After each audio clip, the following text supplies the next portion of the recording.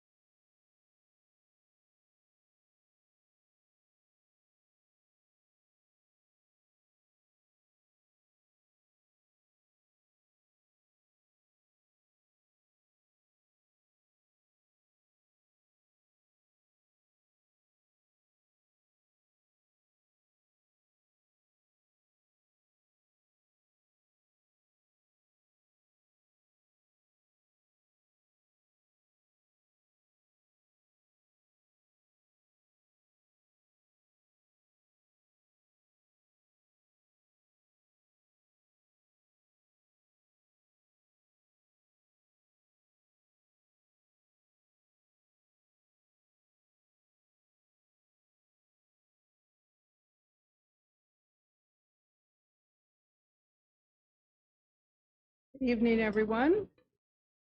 Hello. Good evening, everyone, and welcome to Perkins Council this 15th day of July. I'd like to call our meeting to order. If you could please bow your head for a moment of reflection.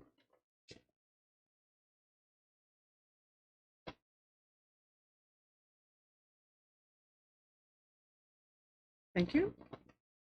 Confirmation of the agenda. We do have a couple additions, and I'll let Ashley tell you about them. Okay, thanks, Mayor Eggetz.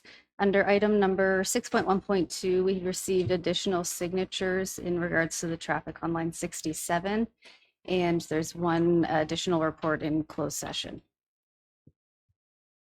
Okay, so we do have a motion, and it reads that the agenda as prepared for the July 15th, 2025 meeting of council of the Township of Perth East be approved as amended.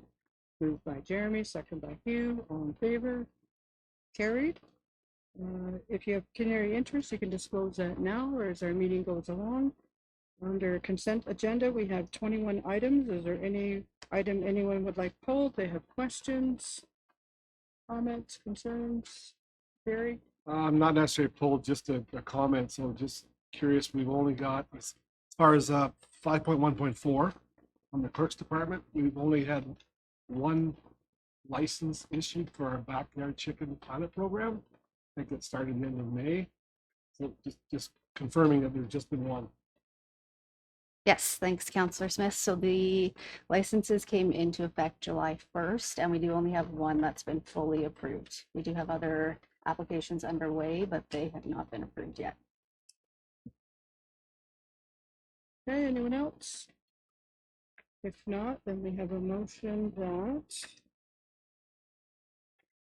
items 5.1.1 to 5.1.21 as set out in the consent agenda for the July 15, 2025 regular meeting of council be received for information, and that the minutes of June 17, 2025 regular council meeting be adopted.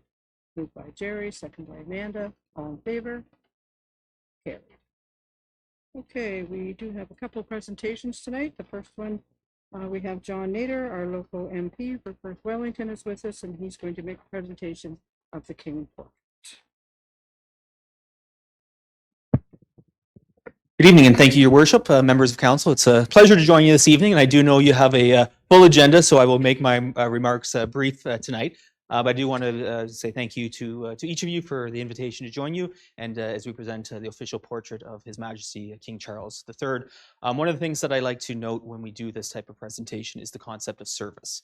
And one of the quotations from the King is this: "I've long believed that one of the greatest strengths is our ability to come together and help each other through times of hardship. Throughout my life, I've been encouraged and inspired by those selfless volunteers who dedicate their time and talents to helping others across all communities." So to each of you, I thank you for your service to the municipality, and through you to the community members who volunteer their time and effort so often in our communities. So with that, I'm very pleased to officially present the portrait of His Majesty the King to the Township of Perth East, and I wish you all well. I will note as well, I'll be slipping out shortly after the presentation, but I will say if there are ever issues that need addressing, please don't hesitate to reach out. I see Rhonda often at ball diamonds and in hockey arenas, but if anyone ever has an issue, please don't ever hesitate to reach out. So thank you so much, and enjoy the rest of the evening and the rest of the summer. Thank you so much.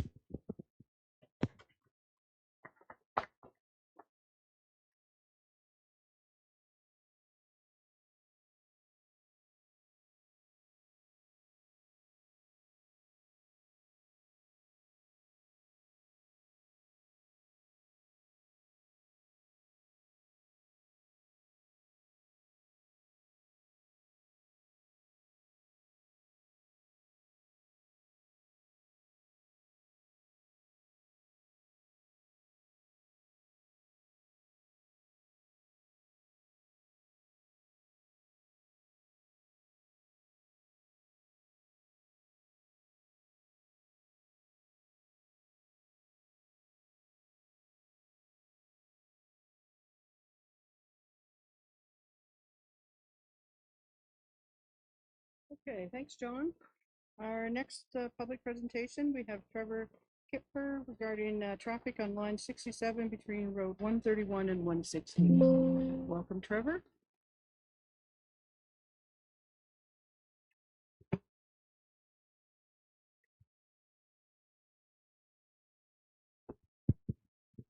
Okay, thank you very much, Mayor Agates and Council.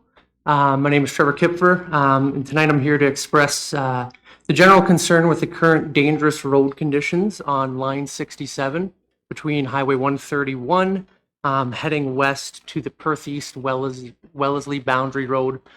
So for those of you that might not be aware, so line 67 is a first side road north of town here, and the stretch that I'm talking about is, I guess if you follow Main Street here in Milverton, where it intersects with line 67 there, heading straight west all the way till you'd hit Wellesley Township.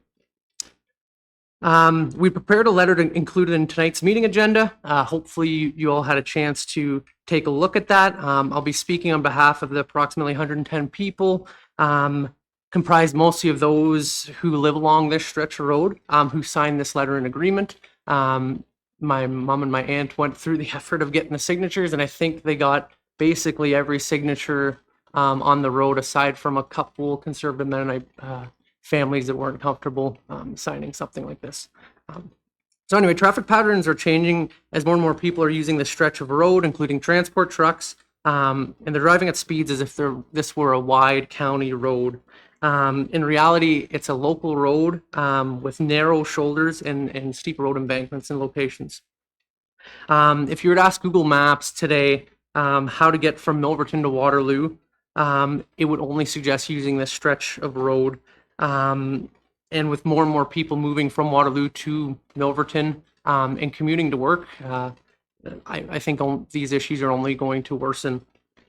The issues peak at the intersection of Line 67 and Highway 121. So that would be the first side road to the south of Millbank. In the past 2 years, I live quite close to this intersection.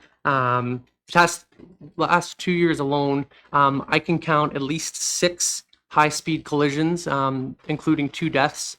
And I've seen the orange ambulance helicopter land at that intersection 2 times in the last 2 years.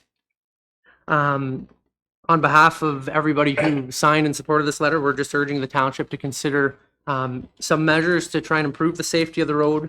Highlighted them, and some of them in my letter. I'll just talk about some of them now. Either reducing the speed limit, getting some increased police presence along the road, improve signage, and more visual cues, specifically again at that highway intersection where there have been those accidents. But yeah, that basically summarizes what I'm here to say tonight. So thank you very much. Okay, thank you. Questions from members of council? I guess we just have one comment. Maybe Jake can fill us in on it. Sure. Thanks, Mary. So yeah, for council's awareness, County Road 121 and any other for that matter, the intersections and the signals are their jurisdiction. So that has to go through the county. But I know they've also been working on a solution given the history in recent years. And we've been told by the county that there's going to be flashing beacons put on the stop signs, as well as a center line painted and stop bars within 500 meters, I believe, either side. Maybe not 500, I could be wrong on that number, but so that is going to happen as soon as this month, we're being told. But ultimately that's their jurisdiction. So any changes to the intersection would have to go through them, but we can certainly explore the remainder of 67. Okay. What does council wish to do? Yeah.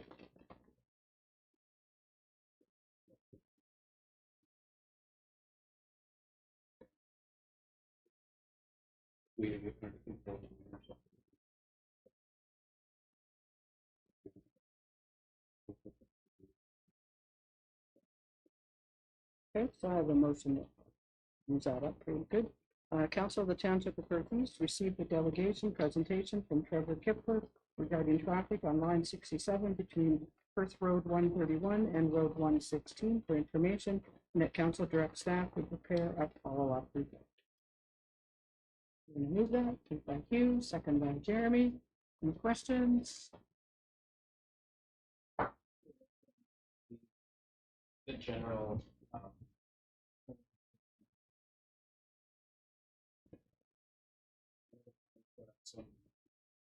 some signage and some flashing lights at on some of the county roads around schools that are closely around. So you have that at Central Perth, and you have one north of Millbank on 121 as well, where there's a school. So I don't know if that. I think that's something that we should be look at. How many schools there are that are close to road, especially on the road, with that kind of speed limit. But we're seeing the county do that now a few of the schools that are on the roads, and that should be. Okay, thank you. Amanda? Just another comment in terms of what one of their asks were in terms of increased police presence. So I know we have on occasion reached out as a township and just flagged that we're hoping for a bit more surveillance on that particular road. So whether that's through you, Mike, or whether that's through you, Jerry, in your role on the police board, that could be another opportunity perhaps as well. It's really that section between 131 and is it 124 as well, that it's by the old dump. Like there's curves and then there's houses right close to the road too, and that's all into 80 all the way. It's Okay. All in favor of the motion? Okay, thanks, Trevor. Now we're going to move on to other presentations, and our first one is from Dietrich Engineering Limited on the Roughridge Drain. I think we have Chris and Bill with us tonight, so welcome, gentlemen.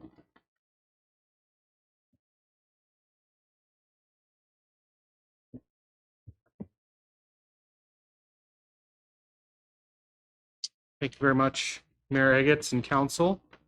I'm here tonight to present the Rawflish Municipal Drain 2025.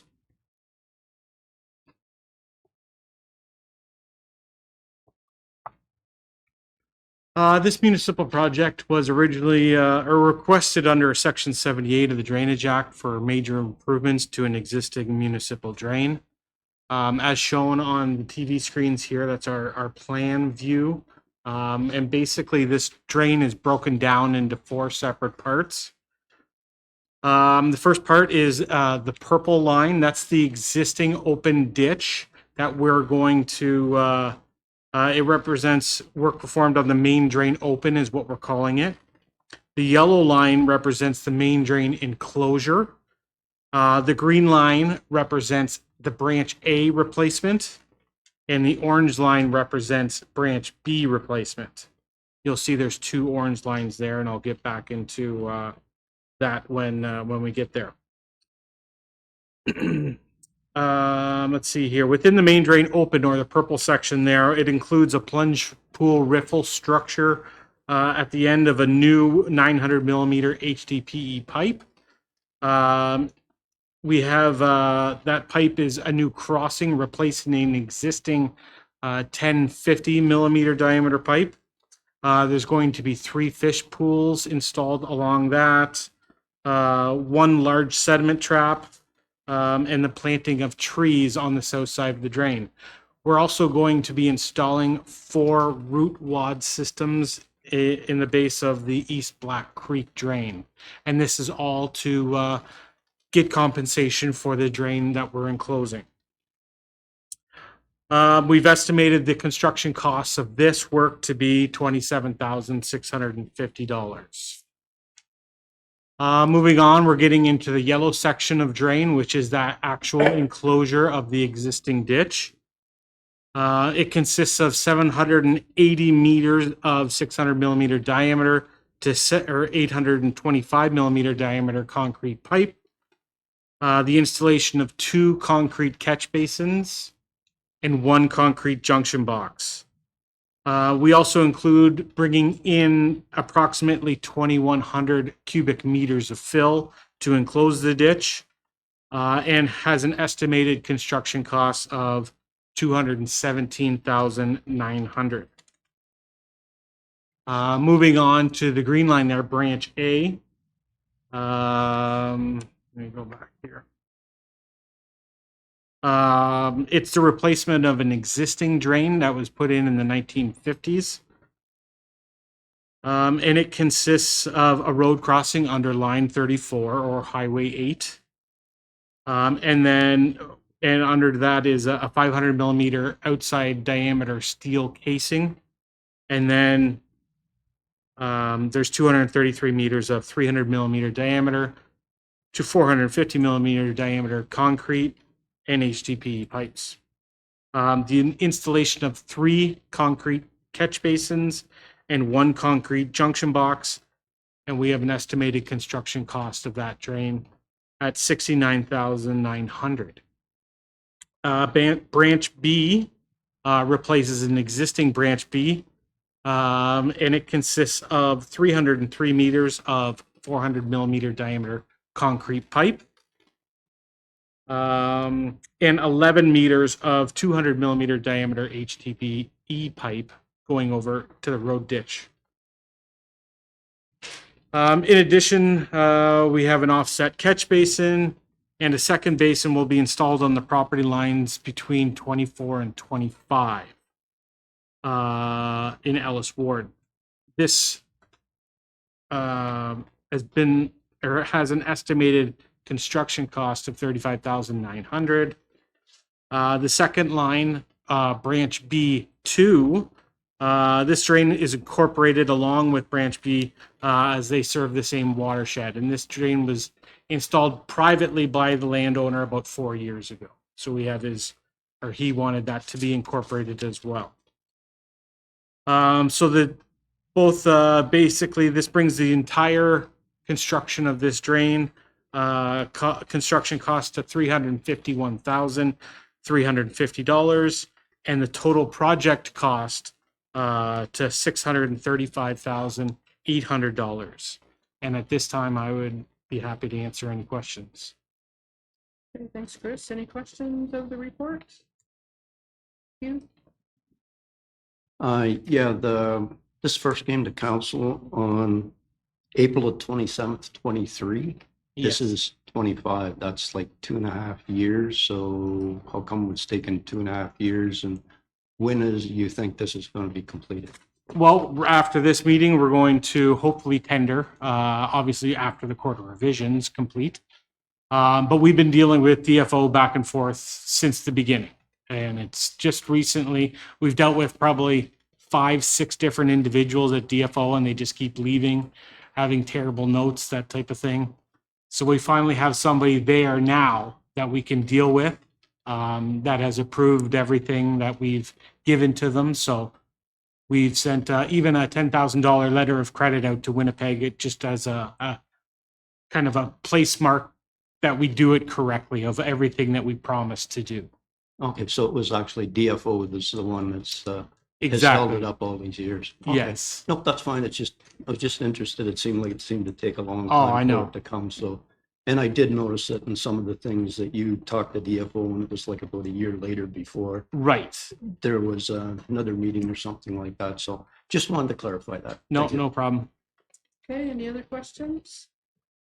Any questions from any of the landowners? I know there's one landowner here for sure. Other landowners, anyone has any concerns on it? Just one little question. Branch A, so the catch basins will be at the end of on the line fence between 24 and 25. It's actually going to be off the road limit a little bit. Yeah, but it'll be on the line fence. Right? Yes. Yeah. Shared 50-50. And then the other catch basin, like it actually turns a corner there. It does. Yeah. And there'll be a catch basin on the highway property then? It'll be entirely on the highway property. Excellent. Okay, just checking. Paul Baldwin spoke. Sorry, I should have got you to say your name and. Oh, I'm sorry. Paul Bald. But I guess I live at block 23, Thanks, Paul. concession 1 Downey. Okay, anyone else with questions? If not, we have a motion that Council of the Township of Perth East receive the presentation from Chris Dietrich, Drainage Engineer, Dietrich Engineering Limited, Rough Reach Municipal Drain 2025, serving parts of Lot 22 to 26, Concession 1, Ellis Ward, Township of Perth East, County of Perth, and parts of Lot 23 to 25, Concession 1, Downey Ward, Township of Perth South, County of Perth, and further that the quarter revision for the Rough Reach Municipal Drain 2025 be held on August the 12th, 2025 at 6:45 p.m. Mover and a seconder, moved by Hugh, second by Amanda. All in favor? Here. Okay, and our Thank next, you. next drain is the Bond Municipal Drain. And once again, we have Dietrich Engineering make the presentation, and we're going to switch chairs, and Bill's going to come to the table. Okay. Welcome, Bill. Flip into the hot seat here. Chris got it all warmed up for me. Okay. Drawings up on the screen already. Again, Mayor Eggets, members of council, if there's any landowners present on the Bond Municipal Drain. I'll try to get back on course here. This is another drain enclosure project, and it's in the area that it's serving is shown on the plan. There's approximately a drainage area of 127 hectares of land that drains into the upper portion of the Bond Municipal Drain, and we're proposing to enclose it with a 825 millimeter diameter pipe. The bit of history on this drainage system, the original drain or the most current drainage report on this on the Bond Municipal Drain dates back to 1968. That report was prepared by James A. Howes. The drain was entirely cleaned out under the maintenance program here just 2 years ago. And then the municipality received a request from the owner of Lot 31 of Concession 15 to investigate the possibility and cost of enclosing the upper portion of the drain. So what we've had on-site meetings, we've had an information meeting here just in May to review our project plans and costs here. So I won't go into a lot of details here, but basically what's going to be involved here is filling in approximately 520 meters of open channel, and it'll be and then we'll be installing an 825 millimeter diameter pipe. The road crossing also under 144 is in poor condition. It'll be replaced, and there'll be a new surface culvert and subsurface pipe installed under the road with 2 ditch inlet catch basins on both sides of the road. The estimated cost for this project is $252,200, and the costs are broken down in the drain report and the proposed assessment. Again, on this one, we've had to get all environmental approvals. The application went into Maitland Valley. We have the permit back, got it back here in June. We're still waiting. The request went into DFO, and we're still waiting for their review to be completed. So once we get their letter of advice or permit, then the project can go to tender. So that's the improvements that are being proposed under Section 78 of the Drainage Act for the Bond Municipal Drain. Okay, thanks, Bill. Any questions from members of council? Any questions in the audience? Judy, would you like to come up to the table and tell them who you are and then ask your question?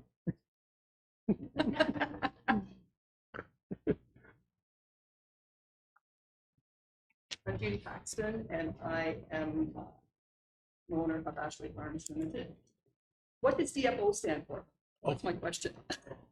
Oh, DFO is the Department of Fisheries and Oceans. I didn't think it was federal. the Dairy Farmers of Ontario. No. So that's what you're waiting If it for. was the dairy farms or Ontario, we wouldn't. This project would have went a lot smoother. So it's the fisheries we're waiting back. to We hear. still don't have their permit yet. That's all we're waiting on. Then council tonight too, if they accept this report, they'll be passing a provisional bylaw, and that'll get circulated to all the landowners on the drain. And then there's still one more meeting after that to deal with any appeals, and that takes place at the Court of Revision if there's any appeals on assessment. Once the bylaw's been given third reading, then the project can go up for tender. In the meantime, hopefully we'll have this permit from DFO. So what's the odds of this happening this year yet? Oh, there's still a possibility, but we're keep it moving here. But we'll have to see what. First of all, we got to get the bylaw in place, and then put it out for tender. And it'll be up to the contractors, I guess, how busy they are and who gets the job. Whether we'll ask them for a starting and completion date for the project, and we'll have a little better idea. So it still could happen this year, but no guarantees. We get a contract back. The sooner the better. Okay. That 22.5 acre field that you painted about. Okay. Okay, thanks, Judy. Is there anyone else who have questions on the drain? If you please come up to the desk and give your name and address. My name's Christy Bird. I have the internet lot for me. So just wanting to make sure that calculated strain has full coverage of our property and as well as any surface flow water. But are we to redirect any surface flow water to that outlet now? Okay. We have. Yeah, your property is part, you own lot part of 29 and 30, if you, for council, if you're looking on the, up on the map there. There's approximately, I believe, 30 acres of lot 29, 66 of lot 30. So there's about 96 acres that are assessed into this drain. So we've calculated, when we did the calculation, designed the pipe sizing for this project, it is designed for all the lands and roads within this watershed. So you'll be allowed to connect the 96 acres into it. Okay, so it connects, so if there's Any drains that come into the open ditch there now will be connected back up again. so any natural flowing drain that may cross under the road to a neighboring. Does that happen? Ditch on the far side of 31? Any surface water that crosses under the side road, if it presently goes across the neighbor's property, it's still going to continue to do that. So we're just looking at, you can see, just replacing the upper portion of this ditch with a pipe system. Good. Okay, anyone else? Judy, you have another question?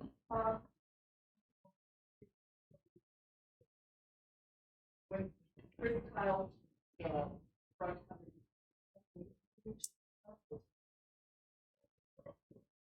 So everything Yeah, goes both. over, yeah.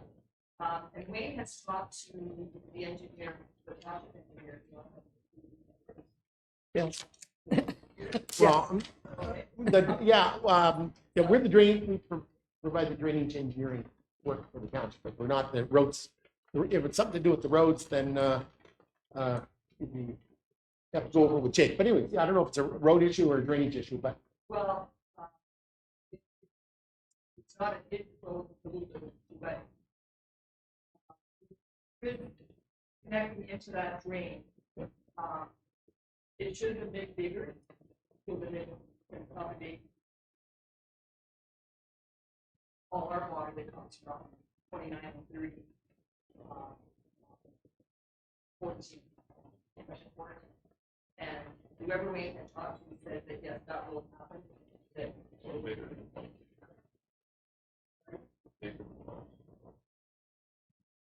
no, it's got nothing to do with going to the stream. It's where your stuff goes into that thing. They didn't make it bigger to allow for the rest of the world. And your water way out there.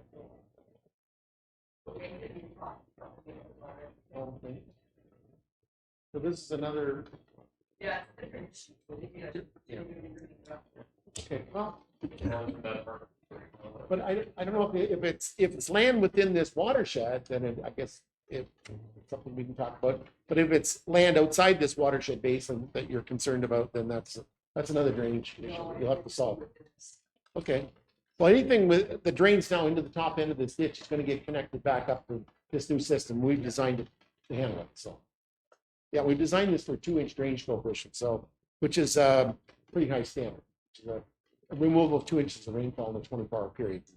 And a lot of the municipal drains today are designed for 1 inch, 1.5 inches. This one's designed for 2 inch. Okay. Okay, any other questions? If not, we do have a motion that the council of the township of Perth East receive the presentation from Bill Dietrich, drainage engineer, Dietrich Engineering Limited, the Bond Municipal Drain 2025, serving parts of lot 29 to 31, concession 14 and 15, Ellis Ward Township of Perth East, County of Perth, and further that the quarter revision for the Bond Municipal Drain 2025 be held on August the 12th, 2025 at 6:45 p.m.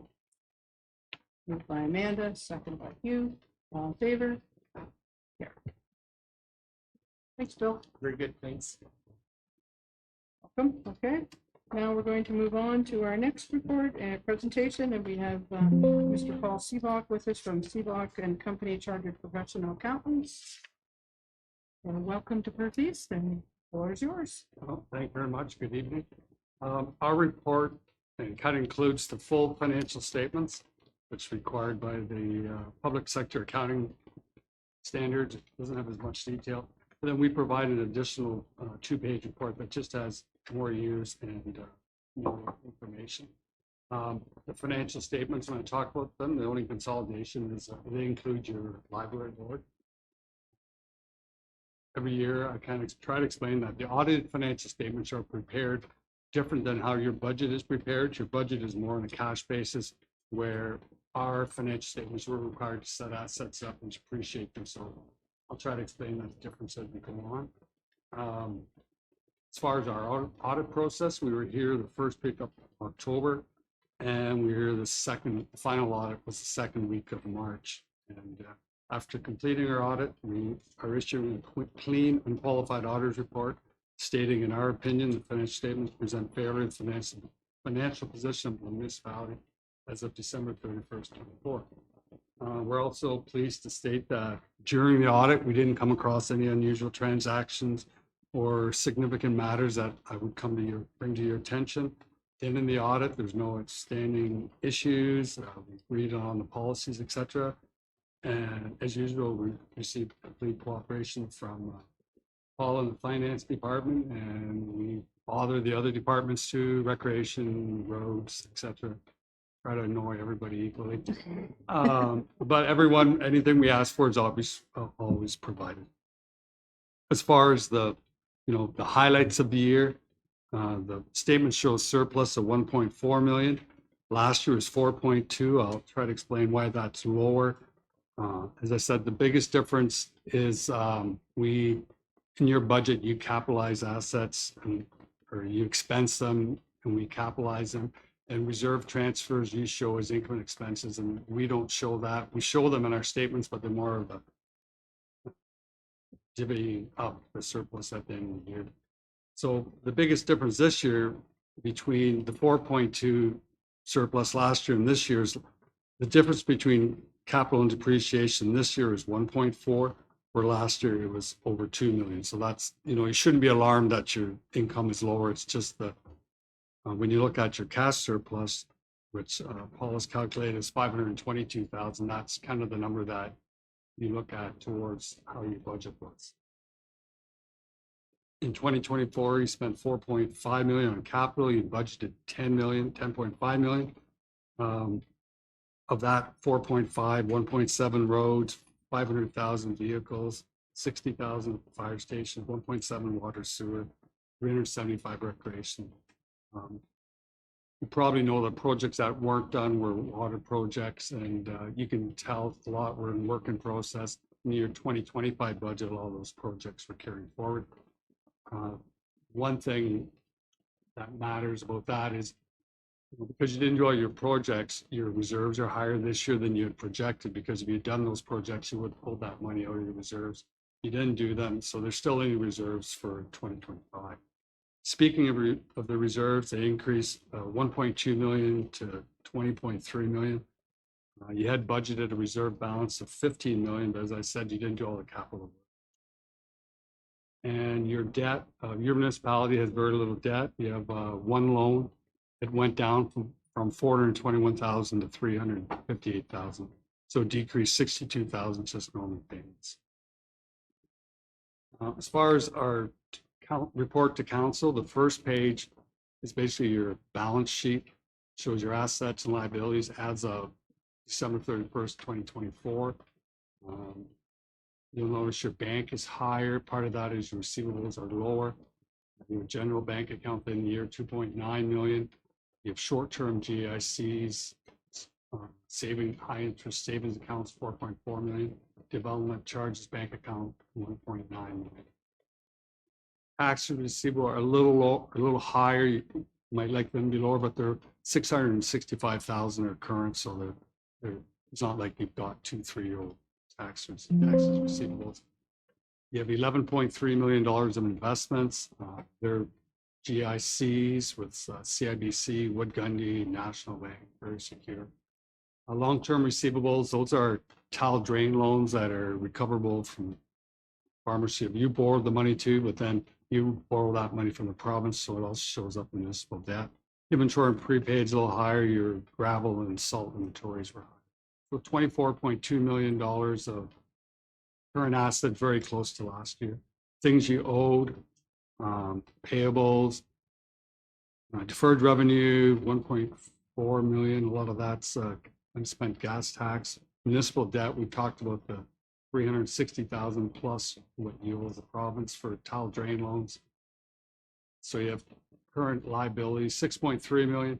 So an important number is your net financial assets, 17.8.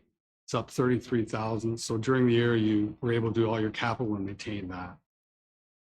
And then the bottom line, your accumulated surplus, 85.7 million. That includes all of your roads, vehicles, buildings, etc., plus your current assets, and that's up to 1.4 million, which is your surplus. The next page of the council report is your income statement. Things went pretty much to budget. You still receive a reasonable amount of money from the UMP grant. You'll see other capital grants, $1 million budgeted, but you didn't receive it because you didn't do the capital projects. Fire revenue, that's from Perth South. Did receive a grant for the library, 25,000 that wasn't budgeted for. Received larger provincial grants for recycling. Administration revenue was higher. There was some old dated inspection deposits that were just not going to be recovered, so they were taken in the income. When you look at your total revenue, 19.7 million, 450,000 more than budgeted. And your expenses are pretty much to what we're budgeted. If you look at this report, we add back in the capital assets, 4.5, budget 10.5, and the reserve transfers. You see, if you had done the capital, you would have took 4 million out of reserves, but you actually put 2.6 in. You tell you spent 22 million on a cash basis, but when you convert it to how we calculate, where you depreciate capital and not expense it, and we don't include the transfers, you come back to 18.3 million, and that's why you have the surplus of 19.7 minus 18.3, a surplus of 1.4. As far as the full financial statements, all the numbers I said are in here. Independent auditor report is a full, clean audit report. The notes are important to your financial statements. There is note number 4 talks about your investments. There's some loans receivable. Then your long-term investments are your GICs, etc. There is a note about the debt. I've spoken about that. If the one loan went down from 421 to 358 in 2029. There's a note number 10, government transfer, actually government grants. That shows how what's funded from the province. And then an important schedule in the schedules is your reserves. As you see, in the area of $20.3 million of reserves, up 1.2 million from the year before. I should caution that of that 20 million, about 5 million is tied up specifically for water and sewer projects. So you can't really get your hands on that for any other projects than water and sewer. And then your deferred revenue, just that at the end of the year, you didn't spend all your gas taxes. There was $565,000 outstanding that's available to spend in 2020. A lot of information to go over, but at the end of the year, you had a good year. Your municipality's in good standing. You have adequate reserves. You have very little debt. You have a decent mill rate. You're in a good spot at the end of 2024. And that allowed you to go forward into 2025 budget. Lots of capital. You're not borrowing anything for that, so you're in a good spot there. Any questions on the report at all? Okay, thank you. Questions, Amanda? I just have more of a general question in some of the other municipalities that you work with. In terms of like our size of our municipality, like how do we, like obviously we're in a good position as you stated, but like what's sort of the trend that you're seeing like with other municipalities around our size in terms of financial health? Out of curiosity. Yeah, I can make a general statement that all municipalities are really being faced with higher capital costs. $1 million road doesn't go very far this year, so you're in a good spot that way that you don't have to borrow to do these large projects. For quite a few other municipalities, if they were going to do a project like that or a water project like you plan to do in Shakespeare or something, you'd have to borrow. They would have to borrow for that. You've got that money set up in reserves in your You don't have to go too far east to see what's going on there. You know, your mill, the tax rate went up around 5% in 2025, so that kind of shows you're never in good enough spot because there's always stuff you can't count on, like raise higher OPP costs, higher capital costs, regulations. So, you know, whenever you think you're good, you're probably not good enough, but you're in a good spot. Okay, any other questions? You? Excuse me, just curious, on page 273, planning and development, like in 2023, our actuals were about 1.2 mil, but our budget in 24 was a little bit less than 300,000, but the actual was 2.4. So I don't know if it would be more a question for Paula is like why our budget wouldn't have been higher being as the year before was. And what's the big difference between 23 and 24 actuals? Like it went up about $1 million. Thank you, Deputy Mayor. The difference is the municipal drain. It's very hard to predict how much work is going to be completed every year. I'm always amazed at how much drain activity we have here in Perth East and the cost of the drains. So that is the portion that has caused that variance with the planning and development section. Okay, other questions? If no more questions, we do have a motion that the Council of the Township of Perth East received a presentation from Paul Seebach, CFPs, CA, Seebach and Company, Chartered Professional Accountants, 2024 audited financial statements for information, and that the 2024 financial statements for the Township of Perth East be approved as received. Moved by Bob, second by Hugh. All in favor? Carried. Thanks, Paul. Appreciate it. Great report. No, I might just say one more thing. This is the first 2024 report I'm doing, so congratulations to Paula for pushing this along. It's, you know, if you wait too long, then all of a sudden you're doing your 26 budget, and who cares about 24? So I'm glad I could come Yeah. early. Thanks, Paula. Job well done. Okay, next on our agenda, we have Andrew Mirabella. He's the associate partner with Hempson Consulting, and he's going to talk about our asset management plan. So welcome, Andrew. The floor is yours. All right. Good evening, Mayor, members of council. Again, my name is Andrew Mirabella, associate partner at Hempson. We were retained to do an update to the municipality's asset management plan to comply with the latest legislation for that. And today we'll go through kind of the results of the report, and obviously take any council feedback and comments on it. The expectation that this report will come back at a later date for approval. Be focusing on the municipal website. So just to kind of give a bit of an overview here in terms of the process itself, the municipalities and many municipalities across the province have been on the track to complete their asset management plans for the 2025 deadline. The municipality had completed the previous kind of hurdles here, I guess you can call it, in terms of the roadmap with the strategic asset management policy back in 2019. We prepared a plan in 2022 that set the stage for the 2022 deadline as well as the 2024 deadline. So it was a plan that was undertaken for all your municipal assets. We're looking at core and non-core under what they call as an existing level of service framework. We're at the stage of completing a plan or an updated plan under a proposed level of service framework, and that's where we're at today. And that has to be done for 2025. The provincial deadline was July 1st. Forward, many municipalities are kind of like Perth East in the sense of in the final stretches of it, and kind of the reporting and communications to council are kind of occurring throughout the summer with passage and approval within that time period. So you're not alone in that we're just past the July kind of 1 deadline, but there'll be kind of completion within the next month or so. Following the 2025 kind of portion here, there's the asset management roadmap doesn't really end. There is annual updates that have to be done and reporting to councils about the progress and the implementation of the plan, and mandatory 5-year renewals of the AMP itself. So this will be kind of one of the things that will be regularly brought forward to council to ensure that you're kind of moving along with the financial plans and moving along with the level of service framework that we're setting out today. So one of the things that's a little different in this regulation is the proposed level of service and the relationship to your life cycle activities. And what we've done is you have to set out a proposed level of service targets over a 10-year period for the purposes of the plan and as part of the regulation.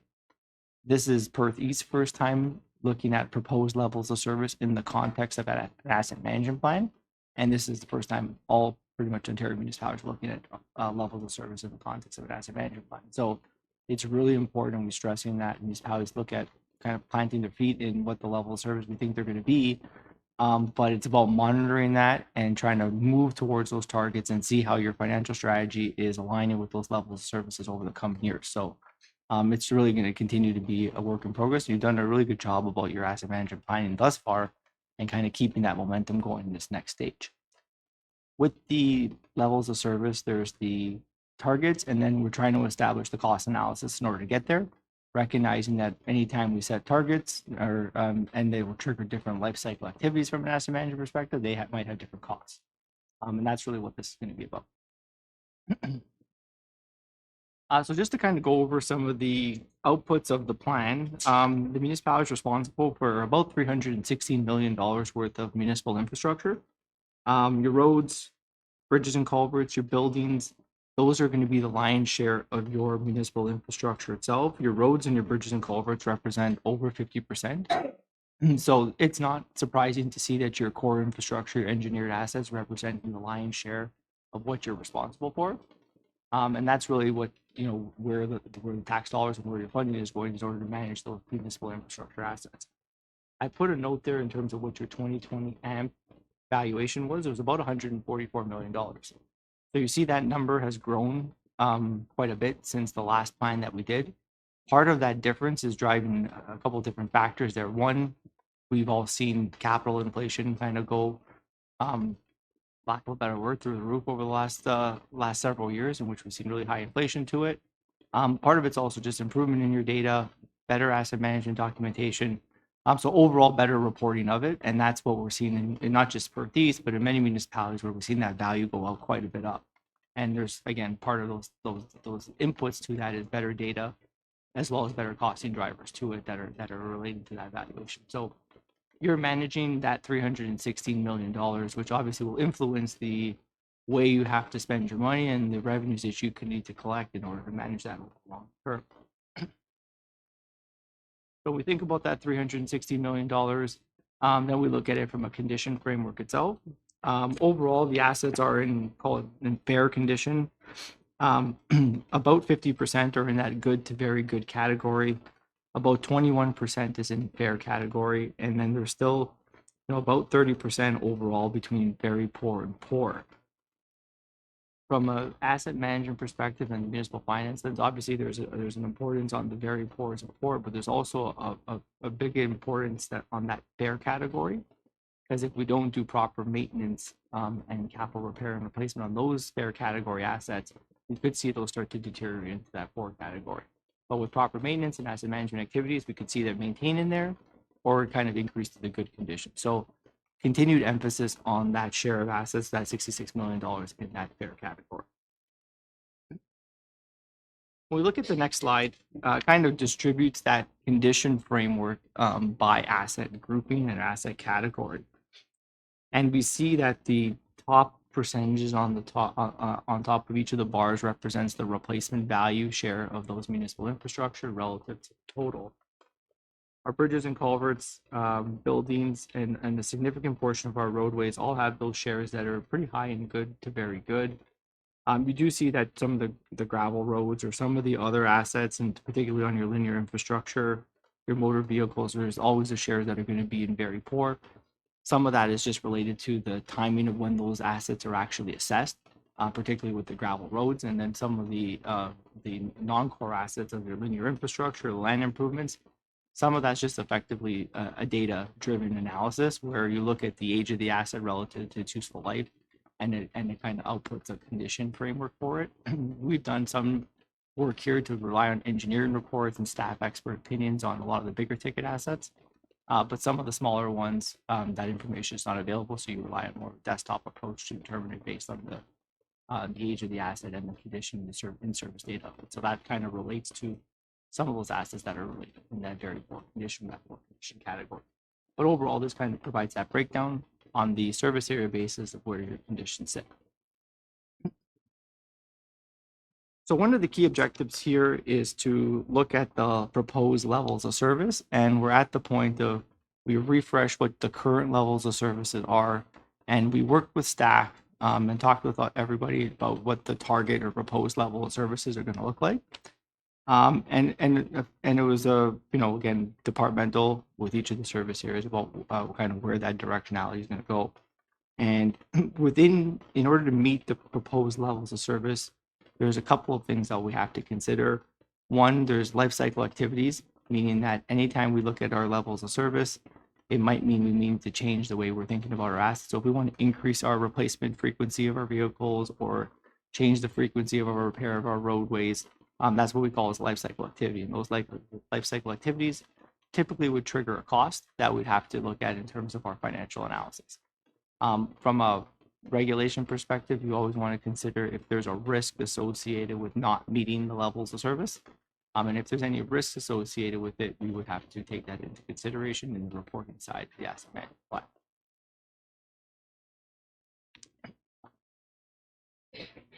So we put a sample level of service metrics in the table, and the report has some of the details. And I won't go through them all in extensive detail here, and it's in the presentation as well that was handed out. But generally speaking, what we try to do is look at all the different service areas in the municipality, and we have what we call as technical levels of service is what we're trying to measure. And then we identify what the current level of service is based on our existing performance, and then we've set a target of where we want it to go. And we'll see that in most instances, we're trying to maintain that fairly good condition that we're in. Our assets are in fair condition, just on the border before good, and we're trying to maintain that position over the planning period. We want to make sure that, especially in some instances where we're growing in the municipality, we want to maintain that same condition framework or that same position, even with the growth that's occurring.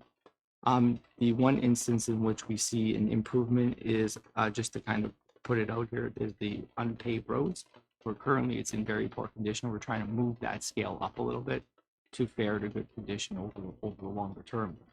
A lot of the other existing positions is trying to maintain our existing framework over that 10-year plan horizon.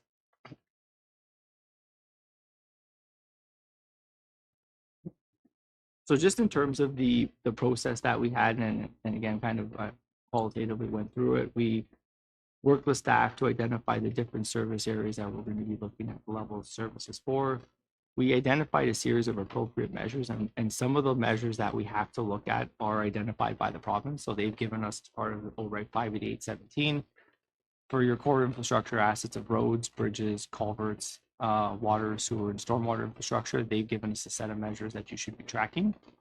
For the other asset categories, it's up to the municipality or the consultants, wherever, to identify what those levels of services are. And we would pick appropriate ones based on those discussions, and which ones are going to be feasible to track in the future. So we don't have an exhaustive list of levels of service for the purposes of the plan. We wanted to kind of look at which ones are going to be appropriate that we can move forward with and track, or try to track on an ongoing basis, to continue to monitor your plan, and that can be reported back to council going forward. With that, it kind of helps us going forward. You'll be able to assess the impacts of your financial strategy and those levels of service. So finance staff and your municipal staff can look at those levels of service as a trend line year over year. You're not going to get great results from one year to the next, but when you look at it in 3 to 5 year increments, you'll start to see how your plan is evolving, and if your levels of service are on track to your targets, or if we're starting to go in the opposite direction of where we want to go as a municipality. So I talked a little bit about the life cycle activities here, and these are really about those planned actions needed to maintain the assets in a state of good repair. When we think about the life cycle activities, we're looking at the costs that are captured through those life cycle activities. So anything on the operating budget side and the capital budget side, we've captured in the cost analysis here. So we took a pretty deep dive into the operating budget and took an understanding of what maintenance costs are built within the budget that can be related to asset management type activities. And similarly on the capital front, what are your current spending patterns, or what are your contributions to the capital reserves that are being used in order to fulfill those capital asset management needs. And we try to be sure of not taking into consideration things that are monies that aren't being used for asset management purposes, as part of our financial strategy and our life cycle cost activities. So when we think about the total quantum of the expenditures here and the life cycle activities, there are 6 categories here that we've tried to base our expenditures on, which is a guideline of kind of the way we structure it from the provincial guidelines and what we see as best practices. Non-infrastructure solutions, we have expansion activities, maintenance activities, renewal and rehabilitation activities, replacement activities, and disposal activities. Your more traditional capital intensive related expenditure profiles are going to be on the renewal and rehabilitation and your replacement activities. That's more traditionally of what you would see in terms of your capital budget, and that's what those would fall under. Those maintenance activities would fall under your operating budget. So things that look at your repair of your vehicles or fuel, your oil changes and minor repairs in your buildings and the maintenance of your buildings would typically fall to the operating budget. And we bring in those expenditures into our life cycle cost analysis. If you didn't do those activities, there's a chance that those assets wouldn't meet their useful life or they would fail earlier, or you start to kind of decrease the level of service that you're providing. So we take that into consideration for cost analysis. So the pie graph on the right looks at the total 10-year cumulative benchmark life cycle cost. And you'll notice that it's about $180 million over the 10-year period, most of which is going to be related to your capital intensive related activities of your repair, renewal, and replacement activities. And I say benchmark because as part of this exercise, we're looking at what the total life cycle costs are that's required if we were to do everything in an ideal spending scenario. And then we look at it from a kind of a scaled back version of what the expenditure requirements or profile will look like in order to meet our levels of service. And in our view, part of the legislation here is to look at what your financial strategy and your expenditure outlook would be in order to meet the level of service, not to set an expenditure profile that will look at exceeding the level of service. So the first step is what we call that benchmark financial strategy, and that's the $178.5 million. And that's your total 10-year need, which is shown on the left here on the bar graph. Then with the expenditure need, we have the 10-year revenue side or the funding side of the equation. We take a look at the municipality's existing revenues or at least contributions to capital that are being spent on asset management related activities. We take that into consideration of what your transfers from operating are to capital. And then we look at some of the confirmed or assumed grant funding. So take into consideration some CCBF funding, any of your OSIP allocations over the next several years. Look at any money that's been already existing and collected for in terms of your reserve funds. And then as well as your O&M expenditures that are being funded from the tax base. And that represents that $62 million over the 10 years. Recognizing the $62 million, there's a gap there of about $160 million that would be required in order to meet the target or the benchmark expenditure profile. And that's a pretty substantial number. And in order to close that gap, there's an additional $2.6 million each year that would have to be kind of taken up in order to close that gap. And that's about, put that into tax levy context, about a 27% tax levy. So I'll start off by saying that is not by any means the recommendation here. But I think we just need to qualify what the actual need here is. If we were to replace everything in terms of the end of its useful life, this is what the municipality would have to be doing. So when your road is up for renewal or replacement, we're going to do it on the scheduled timing of it. Your building is up for replacement, we're going to do it at the end of its life. And in reality, we know that that's not the case. And if we were to do that level of expenditure and increase our taxes by 27%, we might start to see a service level being achieved that is much higher than what we're currently at and what we're trying to achieve over the 10-year period. So we make an adjustment to our needs analysis to reflect and right size it to the level of service. So with that, what we did is we went through the level of service analysis and we went through the expenditure profiles and we made a series of adjustments to the benchmark expenditure profile. So you'll see here the benchmark expenditures are the gold bars and our 10-year proposed level of service is the green bars. And in most cases, the green bars are less than the gold bars, either equal to or less than in all cases. In most cases, they're less than it. And in some instances, it's quite substantial. And part of that is because we look at the We look at some of the engineer reports where your OSIMs have identifications of what your expenditure profiles are going to look like. So we would suggest that our level of service should be set to what the engineers have identified as what your needs are going to be. On the roads and related side, we look at more of a renewal strategy and long-term repair strategy to the roadway rather than a replacement of your roads at year 40 or year 30. So we made adjustments to it to reflect a bit more of an on-the-ground approach and what you've currently been spending that relates back to the level of service or existing level of service that we have. So based on some of those adjustments, we see that we have a revised funding gap table here, which has a total 10-year need of about $83 million. So it's significantly reduced from the $180 million that we had in the previous slide. You'll notice that the funding side of the equation doesn't change in either of the scenarios. Our revenues are still $62 million in this particular scenario, but because our expenditure profile is reduced to achieve our proposed level of service, we have a 10-year funding gap now of about $21 million. So it's significantly reduced from what we had in that previous slide. But in order to bridge that gap, it still does require increases in your investment in capital infrastructure over the longer term. And to close that gap, we've identified about $468,000 increases per year in order to do that. If we put that into tax levy equivalencies, it's about a 4.8% tax levy impact in order to do that.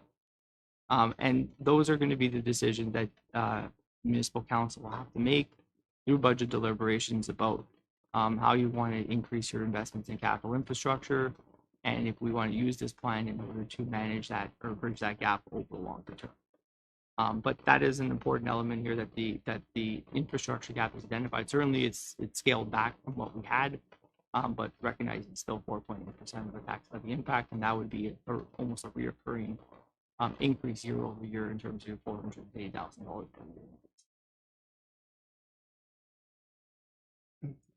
So that's on the tax supported side. We do a similar analysis for the rate funded assets. And I've just shown here the benchmark gap on the utility rate side of things. We have a total 10-year need of about $40.3 million. The revenues here are about $13.6 million over the planning horizon, which leaves again a pretty substantial gap on the utility rate side of things. And in order to close that gap, we're looking at revenue increases on your utility rates about 47%. Part of the issue, I guess, on the utility rate side of things, the infrastructure is expensive, and the kind of economies of scale with the infrastructure just isn't there. There's a small user base on the utility rate system, and it requires, pretty substantive increases to utility rates in order to bridge some of that gap. I know the municipality kind of continues or looks at utility rate studies or your water financial plans in order to kind of guide some of those investment decisions. So we wanted to kind of lean on that part when you get to that process in order to determine what the appropriate level of service is, in order to kind of bridge that gap over the longer term. But I think the general notion is that more needs to be done on the utility rate side as well. To the extent of how much more needs to be done, we can kind of continue to be evaluated as part of the utility rate review process and affordability considerations. So just in terms of kind of closing off here of some of the approaches to close the gap, notwithstanding some of the increased investment requirements that are needed here, there's certainly a notion that you should continue to seek funding sources from other government where possible. I know you continue to do that, and that's certainly a top priority perspective for all municipalities, recognizing that everyone is in a very similar spot in terms of some of the infrastructure needs in the backlog, and part of it is the kind of perpetual catch up to inflation and the capital infrastructure inflation pressures that we've seen here, where as we do more, inflation also continues to tack on to the investment requirements that we need to do. So we have to continue to lobby for more funding in order to carry out that work. Part of the, aside from the financial solutions, improving the data quality, improving the information, and continue to do the work that you have been doing, monitoring your levels of service. These are going to be critical things to do to kind of really continue to evaluate your plan and help make informed investment decisions going forward.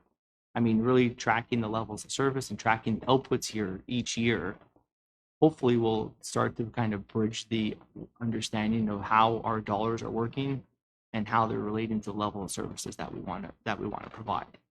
And that information going forward will help you really understand where we need to be spending our dollars and in which service area in order to get the best use of it and extend the use of the life of those assets where possible. So again, continuing to the data-driven side of things as much as we can will help inform better decisions going forward. So that's the end of my somewhat long-winded presentation, but I'll be happy to answer any questions you might have. Okay, excuse me, thank you. Any questions of the report? Bob? I was having a good day until this report, I guess. So it's a provincial requirement. Would there at some point be, benchmarks that we can compare to with other municipalities? It's going to be listed that we could say, another municipality of similar size we could compare to. Because if I was a member of the public and I saw that our overall score is fair, I'd be rather disappointed. Yes, the other component of that is the province is requiring this information. They're also going to step up to the plate and provide some funding for the infrastructure deficit. Because the amount of money that's stored is not fair to any council to come up with without an increase in provincial funding. So I know that does go with your report, but how do we advocate for more money to the essential services? So through the mayor. So I think two-part question there. So I think the first part in terms of benchmarks and comparables. So because this is a requirement and all municipalities are preparing a plan, I think I would say by the end of the year, you'll have a pretty good handle on what others are doing. I think there's still a lot of places that are in the throes of kind of completing their plans. They're not quite posted on the website, but I would say by year end 25, you'll have at least 60-70% of all municipalities kind of having a plan done. And you'll be able to see how your neighbors or how all municipalities are kind of faring in the condition framework as well as the financial strategy side of things. I mean, qualitatively, I can tell you that just from the work that we're doing in a lot of the surrounding areas that your fair condition is pretty common. In smaller municipalities, the fair is really the kind of the average. When we start to get closer to the GTA, we do start to see that going into more of the fair to good categories oftentimes, simply because a lot of the bigger ones have been faster growing while the infrastructure is brand new. So it'll take some years before some of that starts to deteriorate. So it's kind of being weighted up by all the new rec centers and all the new builds that they've had over the last several years. But I mean, so that's just a general statement.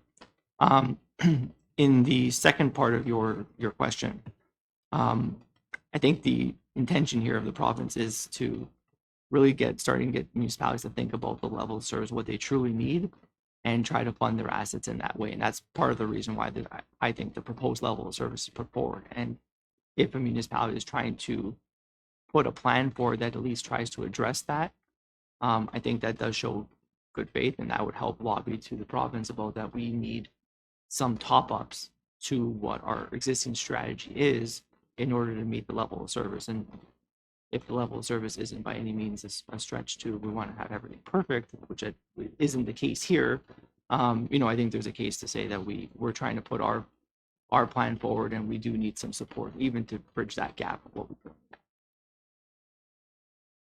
have. Yeah, thanks to the mayor. The assessment of our gravel roads very poor. I find that very odd.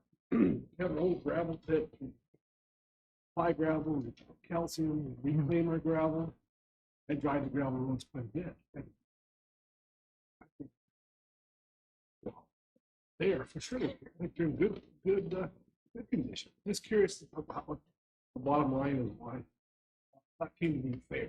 Or sorry, poor.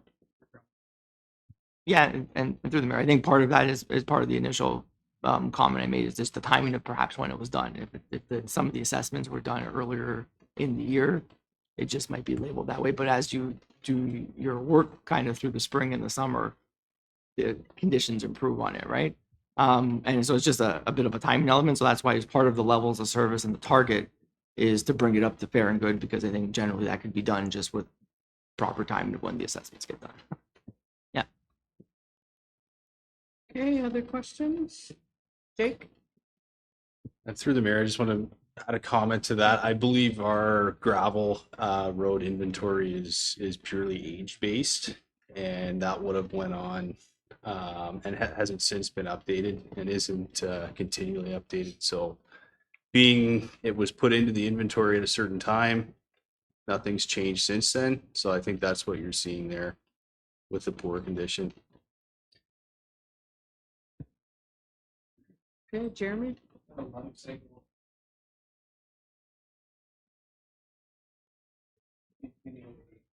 Fixing them up. Yeah. And. Okay. Through the mayor, to me, we need to look at our asset management policy and consider there not being an estimated useful life assigned to those gravel roads as there is. I don't know if it's 75 years, Paul, if that's the case. Yeah, we're not going to dig it out and start over. Replace it with the new gravel road. We're basically maintaining those assets, so I think we need to explore changing that in our policy. And is that part of the provincial requirement that it's 75 years or is that set? Yes, Councillor Matheson, that is a data point that was set at the time of doing our asset management plan. It isn't by any means has to be 75 years for a gravel road per se. My previous municipality, we had them marked as not being replaced for this purpose. Because it was always maintenance and operation that we were maintaining the roads with new gravel applications on the cycles.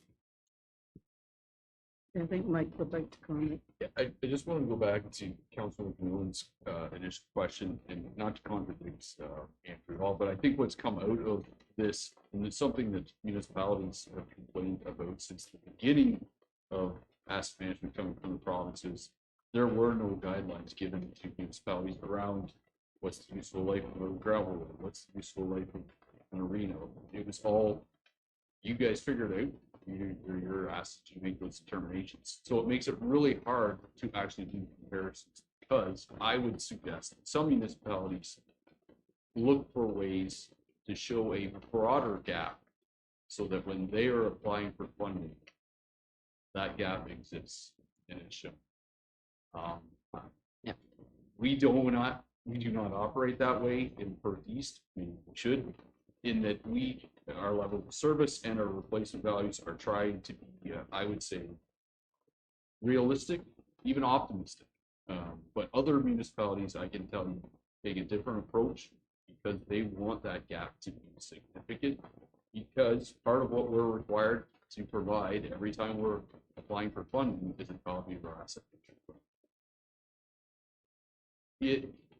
When this initially, and Paula can support me with this too as well, when asset management became the topic du jour from a finance standpoint, we asked the province to provide those guidelines, so we were comparing apples to apples across the province, and we're both young. Okay, other questions? We have no other, oh, sorry, Bob. Okay, so that's great information to have, because I think I could say that some of our gravel roads are in better shape than some people's streets or paved roads, right? Moving forward, then what, put this in our toolbox, but what do we do with it? Because if you come to the budget and you said, oh, well, $468,000 short annually, no one around the table is gonna go, yeah, let's top that up. So what use is this?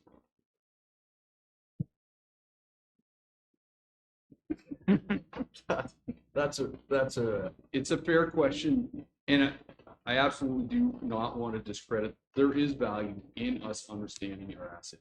There absolutely is. And historically, municipalities did not have a good overall handle on the replacement value required and the huge gaps that did exist associated with that. But it does become quite daunting when a municipality like us looks at a 27%, well, we talked down to a 4.8% specific to capital. That's pretty hard for us to even acknowledge, but I think it does give us as a staff an opportunity to say to council, listen, there is a gap. We know we're not going to cover it all in 1 year, but here's the story behind it. And that's why we try to be very realistic about replacement values, about the levels of service that we are presenting. We don't want to suggest that we are going to have the gold standard as it relates to all our assets. We don't think that's realistic for our tax base. It's just not. And we are respectful of that when we come forward with budget. Knowing this exists is something that we need to know, and our residents deserve to know that as well.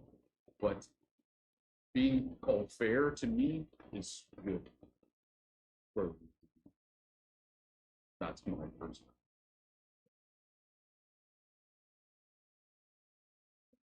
Okay, other questions?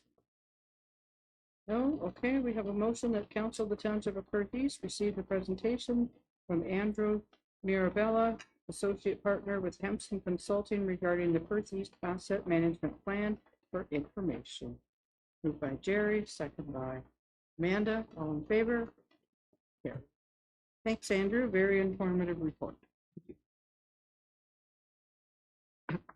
Okay, we're going to move on. We have no delegations. We're going to move to public meetings. And I declare this public meeting to be open. This public meeting is being held to consider a proposed zoning bylaw amendment affecting property currently owned by John Gerber Construction Limited, care of Roger Gerber, Plan 363, Part Lot 303, and Plan 363, Lot 289, Lot 305, which is 5 Mill Street West, Milverton. This meeting is an opportunity for the township to advise the public of the purpose and intent of the amendment and receive their input prior to considering adoption of an implementing bylaw. If a bylaw is adopted to implement the zoning amendment, a notice of passing will be forwarded by prepaid first-class mail to the various agencies of interest and others who have requested notice. An appeal to the Ontario Land Tribunal objecting to the adoption of the bylaw may be filed via the OLT e-file service no later than the date stated on the notice. Any person attending this meeting who wishes to receive written notice of a bylaw passed to implement the amendment is asked to give their name and mailing address to the clerk following this meeting. No written notice, except as previously noted, will be given unless requested in writing following the meeting. All persons attending this meeting will be given an opportunity to be heard or make a presentation. I will now call on our planner, Jeff Bannon, to present the planner report and recommendations. Jeff, welcome. Thank you.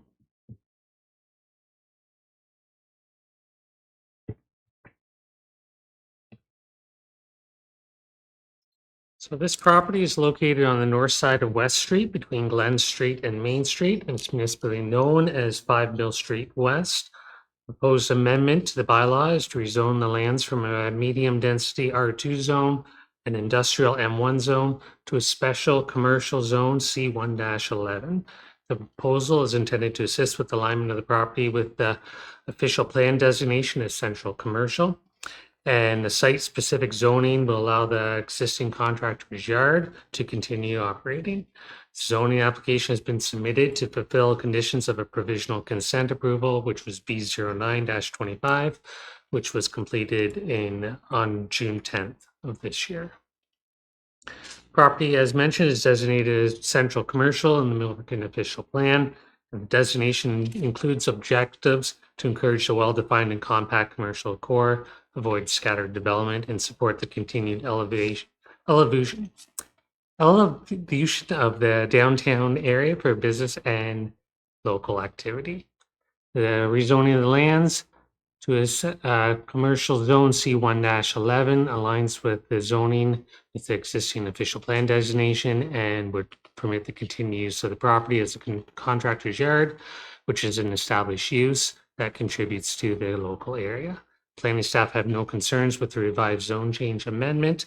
The application is consistent with the provincial planning statement, conforms with the County of Perth official plan, and represents good planning.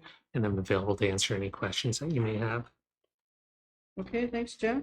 Is there anyone present who wishes to make a presentation or speak in opposition of the application? Seeing no one, is there anyone present who wishes to make a presentation or speak in support of the application other than the applicant or the applicant's agent?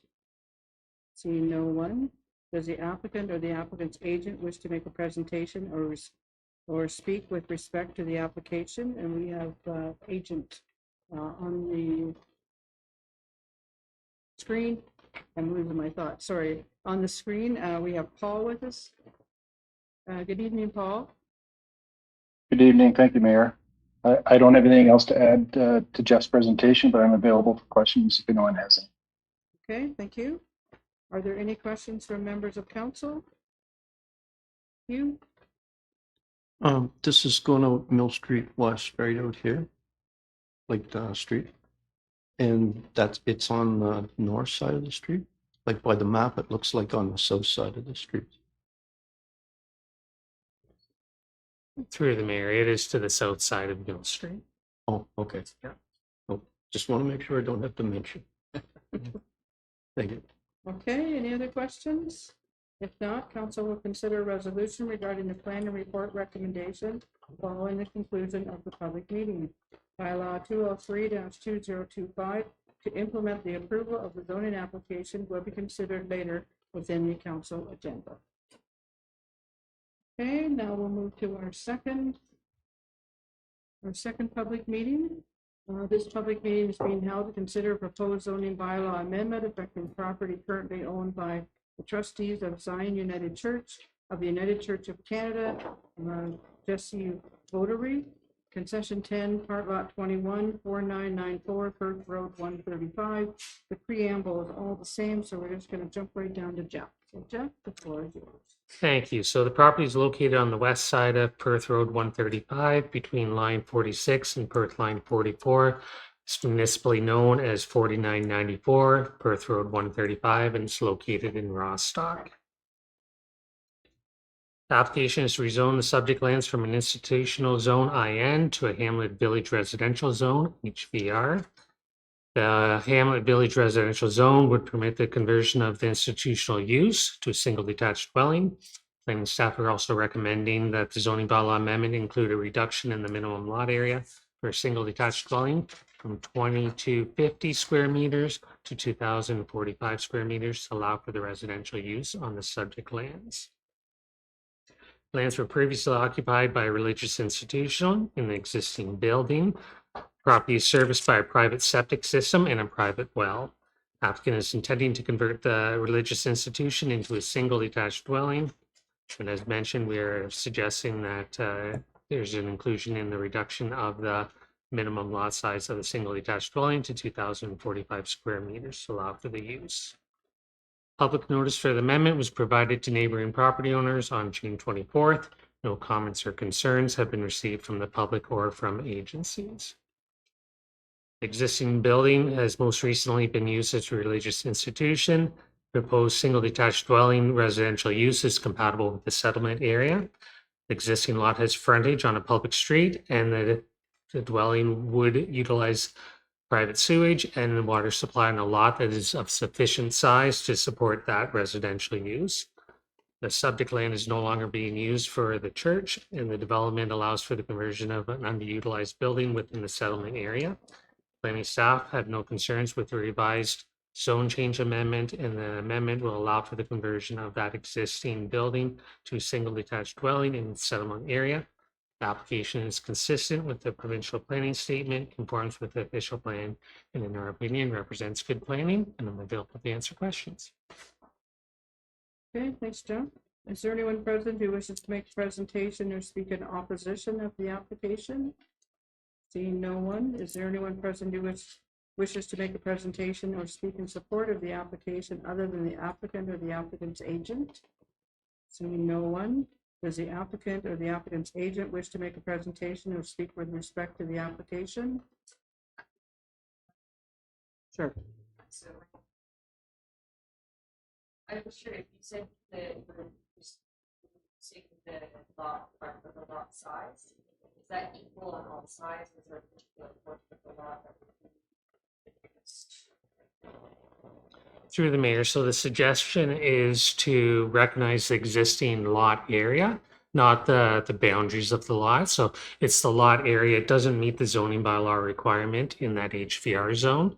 So in order to meet the zoning bylaw requirement for a single detached dwelling, we're suggesting that the requirement for that single detached dwelling is reduced in size down to 2,045 square meters.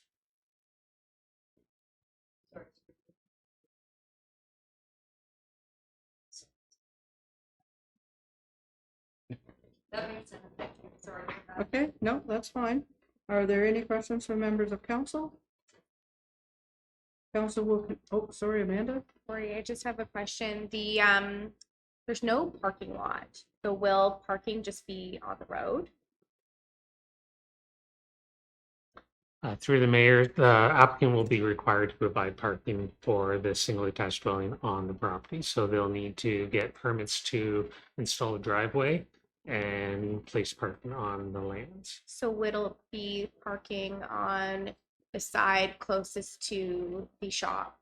Like the neighboring, not, like which side will the parking go on? Through the mayor, I think that's a question that's probably better answered by the applicant. They'll be the ones that can make that determination where they want to place I'm the just more, parking on the I'm a property. bit nosy. Like it's actually, I don't need to know. Like I'm happy. I'm actually really excited that the property got purchased by a young couple and that you guys are going to be living there. It's a historic building. Sad to see it go in the community, but that you guys want to live there. But I'm just more so curious. Yeah. If I may, Go ahead. The intention is to be on the right. Basically. Okay, that makes sense. Okay, cool. Right. Okay, yeah. Yeah. That's great. Congratulations. Good. Any other questions? No? Okay, council will consider a resolution regarding the planning report recommendation following the conclusion of the public meeting. Bylaw 205-2025 to implement the approval of the zoning application will be considered later within the council agenda. The public meeting is now concluded and we will continue with the regular meeting of council. So the first motion we have is that the council of the township of Perth East received the report dated July 15, 2025 entitled zoning bylaw amendment Z03-2025 submitted on behalf of Roger Gerber affecting land described as Plan 363, Part Lot 303 and Plan 363, Lot 289, Lot 305, municipally known as 5 Mill Street West, and the council held a statutory public meeting pursuant to Section 34 of the Planning Act with respect to zoning bylaw amendment Z03-2025, and that council approved zoning bylaw amendment 203-2025 submitted on behalf of Roger Gerber affecting land described as Plan 363, Part Lot 303, municipally known as 5 Mill Street West. Moved by Jerry, second by Hugh, all in favor, carried. And the second motion is that the council of the township of Perth East receive the report dated July 15, 2025 entitled zoning bylaw amendment Z04-2025 submitted on behalf of the trustees of Zion United Church of the United Church of Canada affecting the land described as Part Lot 21, Concession 10, Ellis Ward, Township of Perth East, municipally known as 4994 Perth Road 135 for information, and that council held a statutory public meeting pursuant to Section 34 of the Planning Act with respect to zoning bylaw amendment Z04-2025, and that council approved zoning bylaw amendment 204-2025 as recommended by staff, submitted on behalf of the trustees of Zion United Church of the United Church of Canada, affecting land described as Part Lot 21, Concession 10, Ellis Ward, Township of Perth East, municipally known as 4994 Perth Road 135. Need a move and a seconder, moved by Amanda, second by Hugh, all in favor, carried. I was gonna tell them they're good to go, but they left, so. Confidence. Okay. Optimistic. Okay, now we're moving to public hearings. So council will now temporarily adjourn to sit as committee of adjustment pursuant to Section 45 of the Planning Act. I now declare this public hearing open. This public hearing is being held to consider an application affecting property currently owned by Steve and Wendy McMurray and described as Concession 10, Part Lot 1, Ellis Ward, 4980 Perth Road 119. The purpose of this hearing is to give the committee and the public an opportunity to hear all interested persons with respect to the proposed application and receive their input, and for the committee to make a decision on the application. All persons attending this hearing will be given an opportunity to be heard or make a presentation. Committee members may ask questions for the purposes of clarifying the application, but are asked to withhold comments on this application until all present have been given an opportunity to be heard. Any person who wishes to receive written notice of the decision made by the Committee of Adjustment is asked to email their name and mailing address to the Secretary Treasurer at this time.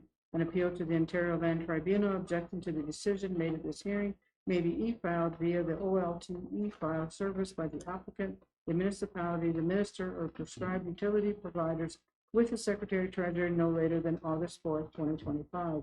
No written notice, except as previously noted, will be given unless requested at this time.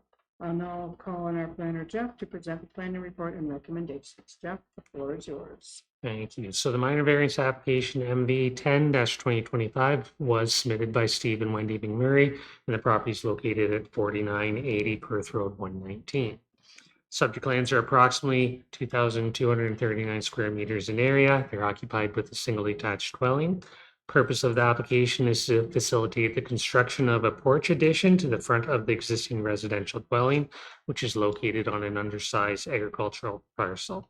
The owner is requesting relief to reduce the minimum front yard depth from 15 meters down to 9.95 meters. Subject lands are designated as agriculture in the official plan. The official plan recognizes that existing lots of record can be used for single detached dwellings through site-specific zoning bylaw amendments.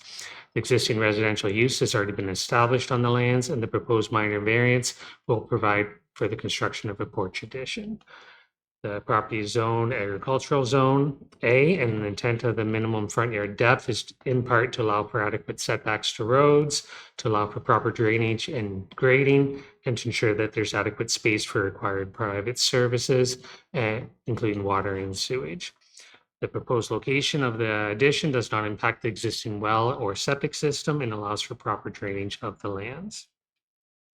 Applicant is able to meet all other zoning requirements. The reduced front yard depth allows for sufficient area to provide for services and drainage. The porch is being screened with landscaping from the adjacent property to the north, and the proposed minor variance is considered to be minor in nature and desirable. Public notice was provided to the neighboring property owners on July 4th. No comments or concerns have been received from the public or agencies. The application for minor variance conforms with our official plan policies, maintains the general intent and purpose of both the official plan and zoning bylaw. We consider that they are minor and desirable use for the land. As a result, we're recommending approval of the application. And again, I'm available to answer any questions. Okay, thanks, Jeff. Is there anyone present who wishes to make a presentation or speak in opposition of the application? Seeing no one, is there anyone present who wishes to make a presentation or speak in support of the application other than the applicant or the applicant's agent? Seeing no one, does the applicant or the applicant agent wish to make a presentation or speak with respect to the application? No. Are there any questions from committee members? The committee will now consider a motion regarding the application. So the motion is that the Township of Perth East Committee of Adjustment approve application file MV 10-2025 submitted by Steve and Wendy McMurray for Dandy's Drive as Part Lot 1, Concession 10, Ellis Ward, Township of Perth East, municipally known as 4980 Perth Road 119, as it relates to number 1, relief from section 6.3.3.2 of the Perth East zoning bylaw to reduce the minimum front yard depth in the agricultural zone A from 15 meters to 9.95 meters to facilitate the construction of a 23 M2 porch addition subject to the following conditions.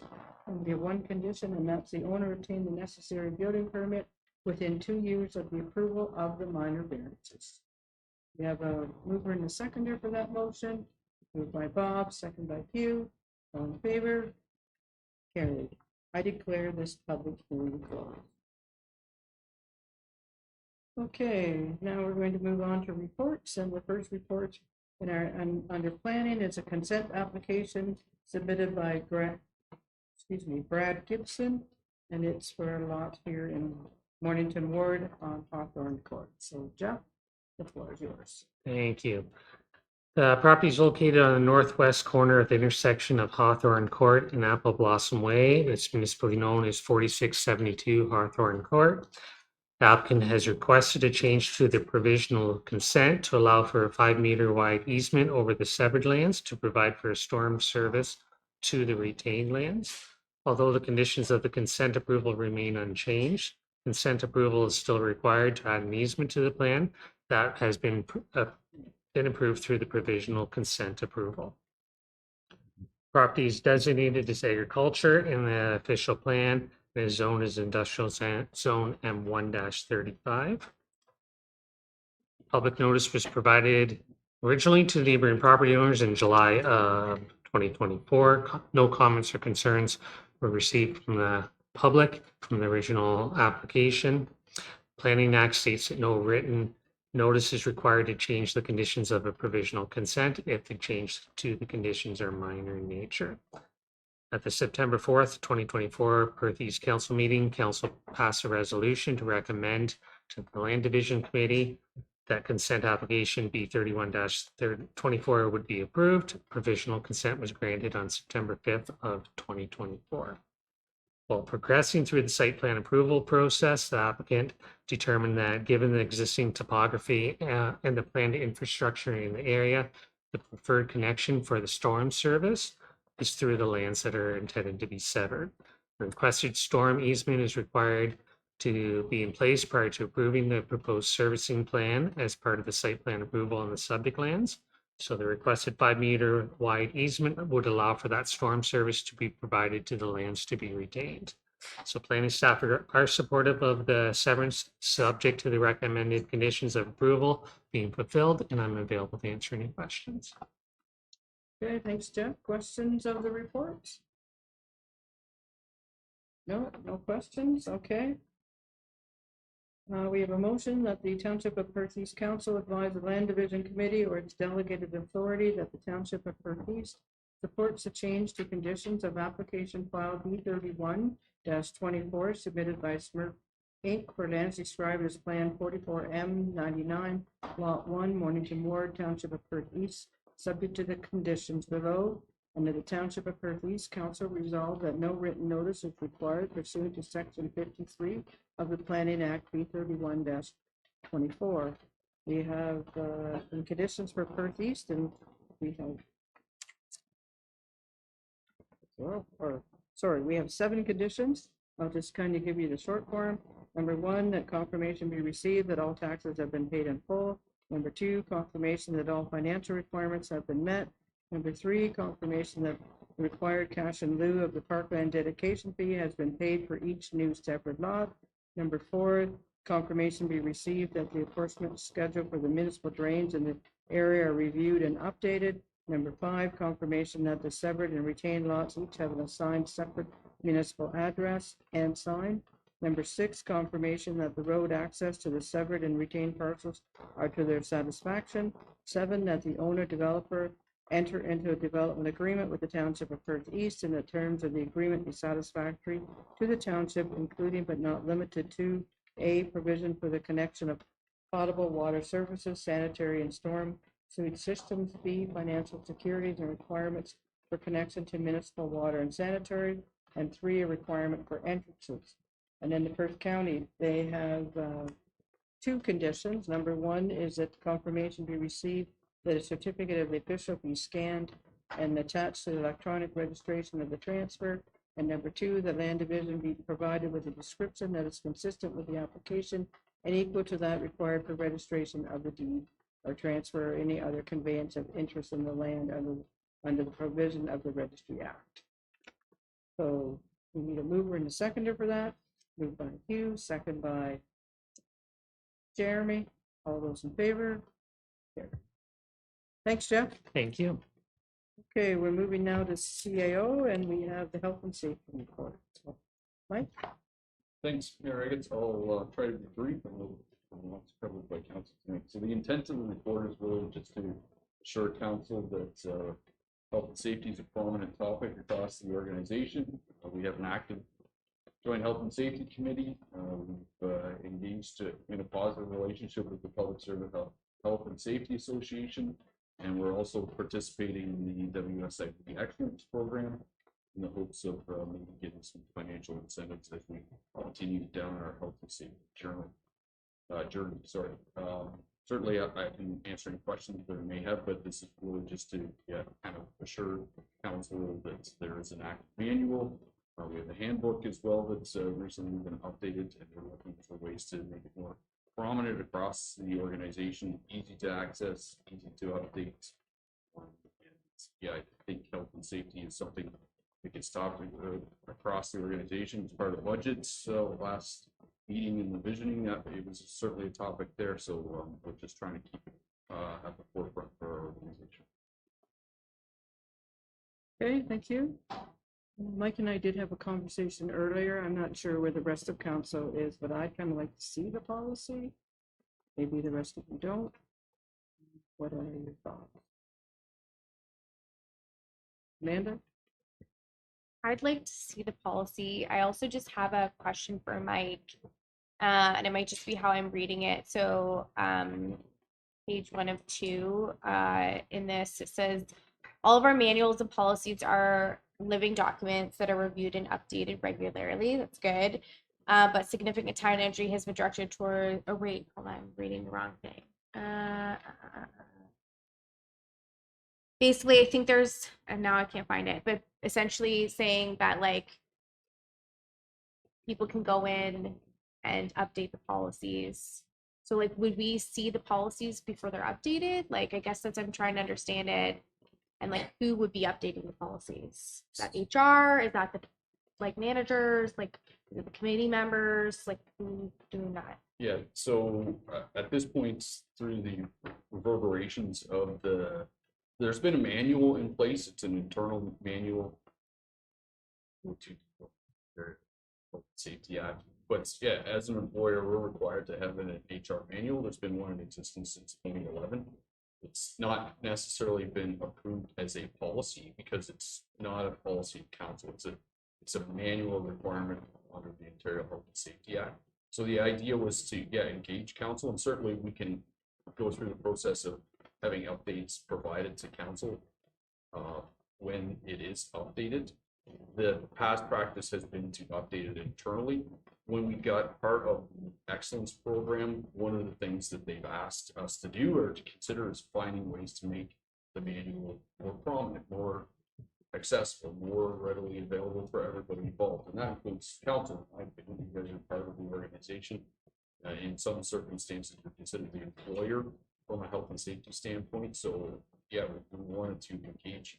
The updates themselves have been now centralized within the HR manager or in Becky's role as the chair of the Joint Health and Safety Committee. So typically they work together on the updates themselves.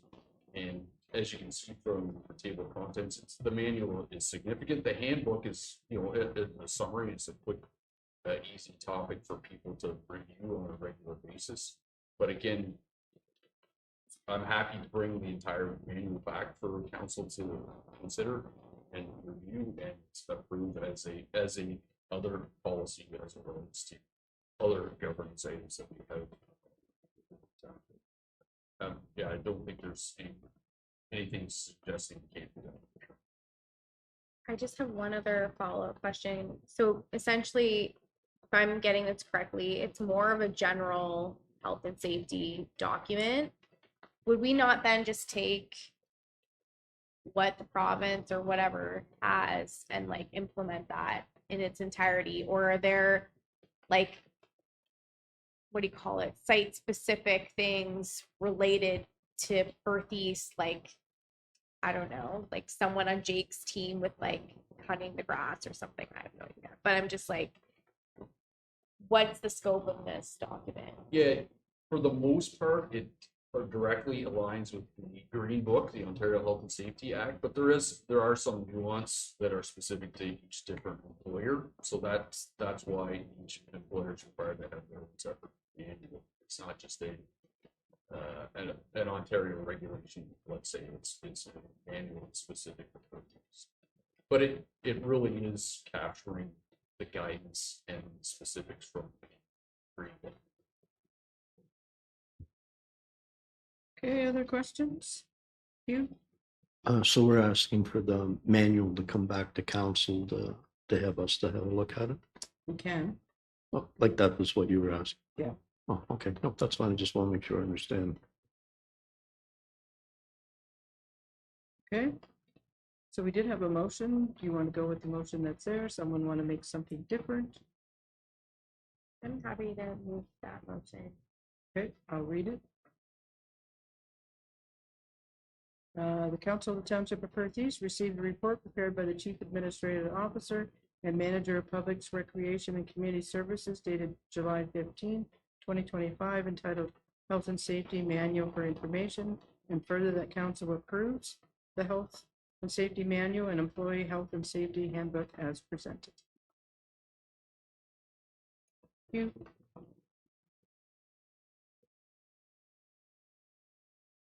I made that suggestion, but we're seeing what council wants to do. Yeah. Okay, so that's the motion on the floor. Is that what you want to move, Amanda? So I want to move that I guess, would it not be the easiest thing if we just defer this with the inclusion of, I'm trying to find the cleanest way to do it, defer this with the inclusion of getting a copy of the manual. Yeah, we can do that. We can change the line that we don't approve it, that we receive it for information and we ask for staff to bring it back at the next meeting. Yeah, it's, I think what I would prefer. That's what I would like to move. Okay. So we'll move that, so the motion is that it's going to be deferred and bring back to the next meeting so that we all can see the policy. Okay, Amanda's going to move that. Do we have a seconder? Hugh, any more questions? All in favor? Carry. Okay, thank you. And we're going to move to clerk, and we have a few drainage things on the agenda. The first one is section 78 of the branch A and C of the shear drain, and I'll turn it over to Ashley. Okay, thanks, Mary Riggets. This is a request to replace existing tiles that are in poor condition. The applicant would like to have them upsized. And the locations in the report, if there's any questions, I can try to answer those. Okay, any questions of the report? If not, we have a motion that Council of the Township of Perth East receive the request for repair and improvement, section 78 of the Drainage Act by property owner Mike Hahn for branches A and C of the shear municipal drain. Lot 32 and 34, concession 1, lot 32, concession 2, Northeast Hope Ward, Township of Perth East for information. And further, that in accordance with section 78 of the Drainage Act, the appointment of an engineer will be considered at the September 3rd, 2025 regular meeting of council subsequent to the notice advising of the proposed drainage works being sent to the Secretary Treasurer of the Conservation Authority that jurisdiction over the lands in the affected area. Moved by Jerry, second by Hugh. All in favor? Carried. Okay, and the second, section 78 is the Road Zaire Municipal Drain. Ashley? Okay, thanks, Mary Riggets. So similar request, the tile on this drain is old, it's 1978. So they're looking to upgrade the tile and there's some erosions throughout the property as well. So they'd like a larger section looked at and replaced. They have been in contact with our superintendent Dietrich, so we're not appointing an engineer at this point in time, but they have had conversations and know that's the direction of what needs to happen with the drain to have it upgraded to work properly again. So they'd be looking to appoint Dietrich's in September. I can answer or try to answer any questions if there's any. Okay, questions of the report? If not, we have a motion that Council of the Township of Perth East receive the request for repair and improvement, section 78 of the Drainage Act by property owner Tim Road for the Road Zaire Municipal Drain, Lot 6, Concession 3, Southeast Hope Ward, Township of Perth East for information. And further, that in accordance with section 78 of the Drainage Act, the appointment of an engineer will be considered at the September 3rd, 2025 regular meeting of council subsequent to the notice advising of the proposed drainage works being sent to the Secretary Treasurer of the Conservation Authority that has jurisdiction over the lands in the affected area. Need a mover and a seconder. Moved by Bob, second by Hugh. All in favor? Carried. The next item is engineer appointment for the Schultz Municipal Drain. Ashley? Okay, thanks, Mayor Agat. So this is a request follow-up from the June 3rd council meeting. We're looking to have Dietrich Engineering appointed. The applicant had requested them to be the engineer for this project, and they are looking to enclose a section of the drain along their property. I can try to answer any questions. Okay, any questions of the report?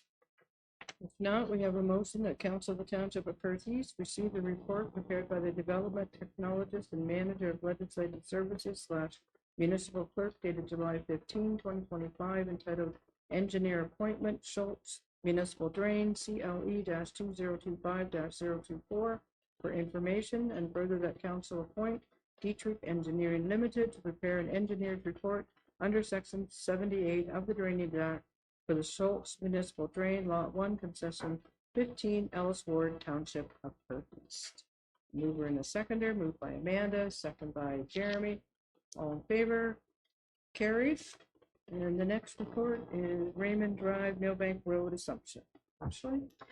Okay, thanks, Mayor Agat. So this is looking to fully assume Raymond Drive, which is in Millbank. It would be the road that would take you back to Millbank Hardware and alongside Millbank Furniture. Portion of it was assumed a few years ago to access into Millbank Furniture. We are now at the point where the conveyances have happened. Township engineer and public works staff have taken a look at the street and are recommending that we take over the ownership of that and designate it as a public highway. And then also as part of one of the conditions in this consent servicing agreement, there was an easement, which essentially allowed the access into Millbank Furniture legally off of Raymond Drive. Well, we didn't technically own this portion. So we would release that easement now that we would fully own and designate Raymond Drive as a public highway. And I can try to answer any questions if there's any. Okay, questions of the report? We have a motion that Council of the Township of Perth East receive a report entitled Raymond Drive Road Assumption CLE-2025-25 dated July 15, 2025, prepared by the Manager of Legislative Services, Municipal Clerk for information, and further that Council give 3 readings to bylaw 31-2025, being a bylaw to dedicate part of Raymond Drive, Millbank, Township of Perth East as a public highway, and further that Council approve the mayor and clerk to release and abandon the easement contained in instrument number PC 150724. Need a move and a seconder, moved by Jeremy, second by Hugh. All in favor? Carry. Thanks, Ashley. Now we're going to move to finance, and we have our January to June 2025 year-to-date update. Paula, the floor is yours. Thank you, Mayor Agat. So before council is the January to June year-to-date report. Council will note that it looks a little bit different than what has been presented previously, and this is partly due to the new chart of accounts and converting reporting to the new chart as identified. So now there is an executive summary provided and a detailed operations year-to-date report, which breaks it down by area. The one thing that I should point out with the new chart of accounts and the new reporting is when you're reviewing it, you're going to see that there's a few areas where we have broken out the expenses for tracking purposes. For example, HR salaries have been broken out from CAO now, so they're not all lumped together in CAO. The expenses are tracked separately. However, that being said, the 2025 budget was completed with the old chart of accounts, so they were lumped together in budgeting and haven't been split to the new chart of accounts. So that being said, there are other areas there as well. Recreation is one where the programming has been split down to adult and youth now. So it's not all lumped together, as well as fleet have been broken out as well in Public Works and the various areas. So you'll note there'll be some areas in the 2025 reporting that look a little out of line with the budgets. That's because they're lumped somewhere else for the budgets. So I'm doing extra analysis behind the scenes to make sure that we're on track, comparing budget to actuals. So that being said, the areas to date should be approximately 50% spent or 50% remaining.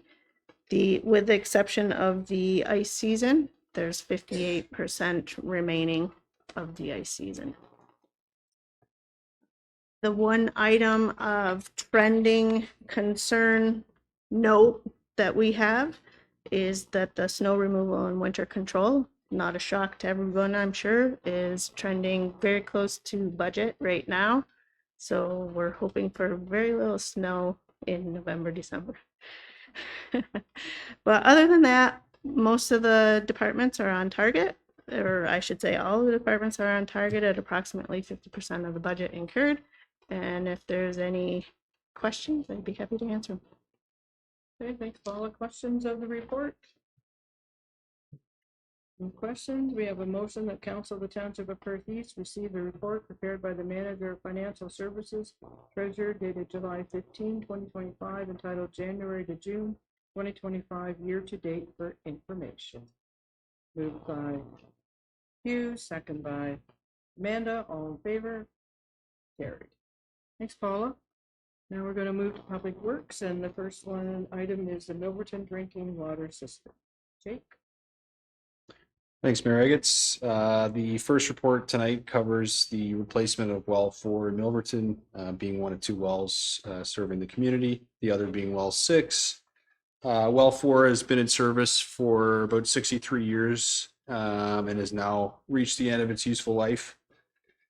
Just to provide a bit of history here on how we got to this point. In accordance with the township's well inspection and maintenance plan, well 4 was inspected in April of 2022.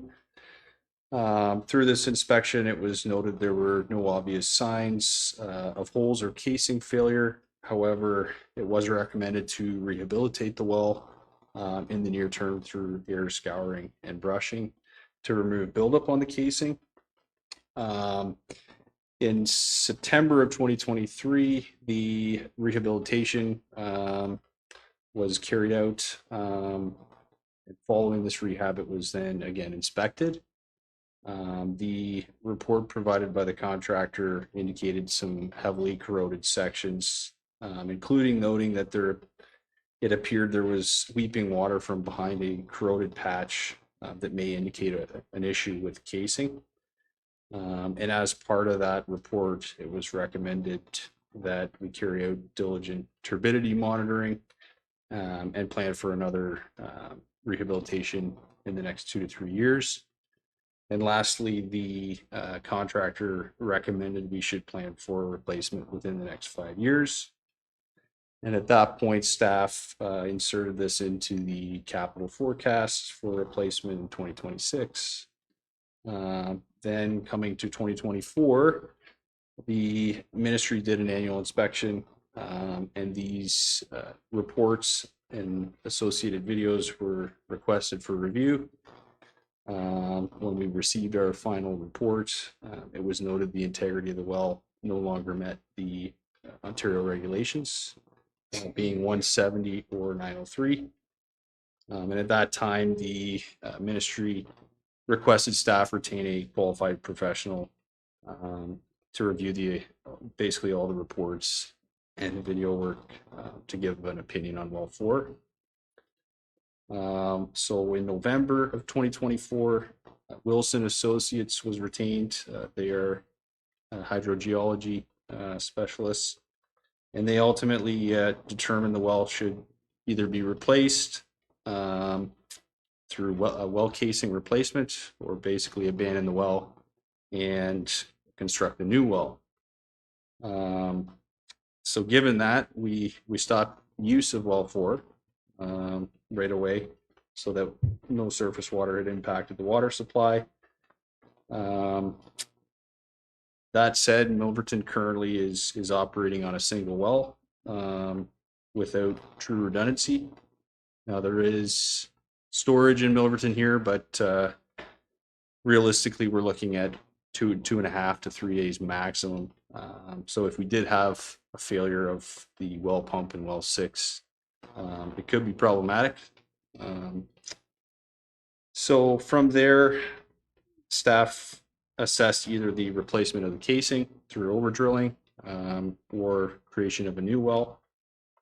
And through consultation with Hopper, well contractor, Wilson Associates, and also BM Ross, it was determined that a new well location was preferable given the risks with relining, and due in part to the fact there is no annular seal on record for the well. We also got a cost assessment from the contractor, and the costs were very similar for either approach. So this kind of reinforced that a new well would be the best path forward. So following that, consideration was given to where to put the new well. And the starting point was we looked at the municipal EA requirements, and it was identified that a new well at a location that does not currently have an existing municipal well, you'd be into a full Schedule B study. And BM Ross provided us some preliminary numbers, about $250,000 just for the EA itself, which would have also considerably lengthened the timeline. So with that, sorry, the other point, basically the construction of a new well on a site that has an existing well is in fact exempt from the EA process.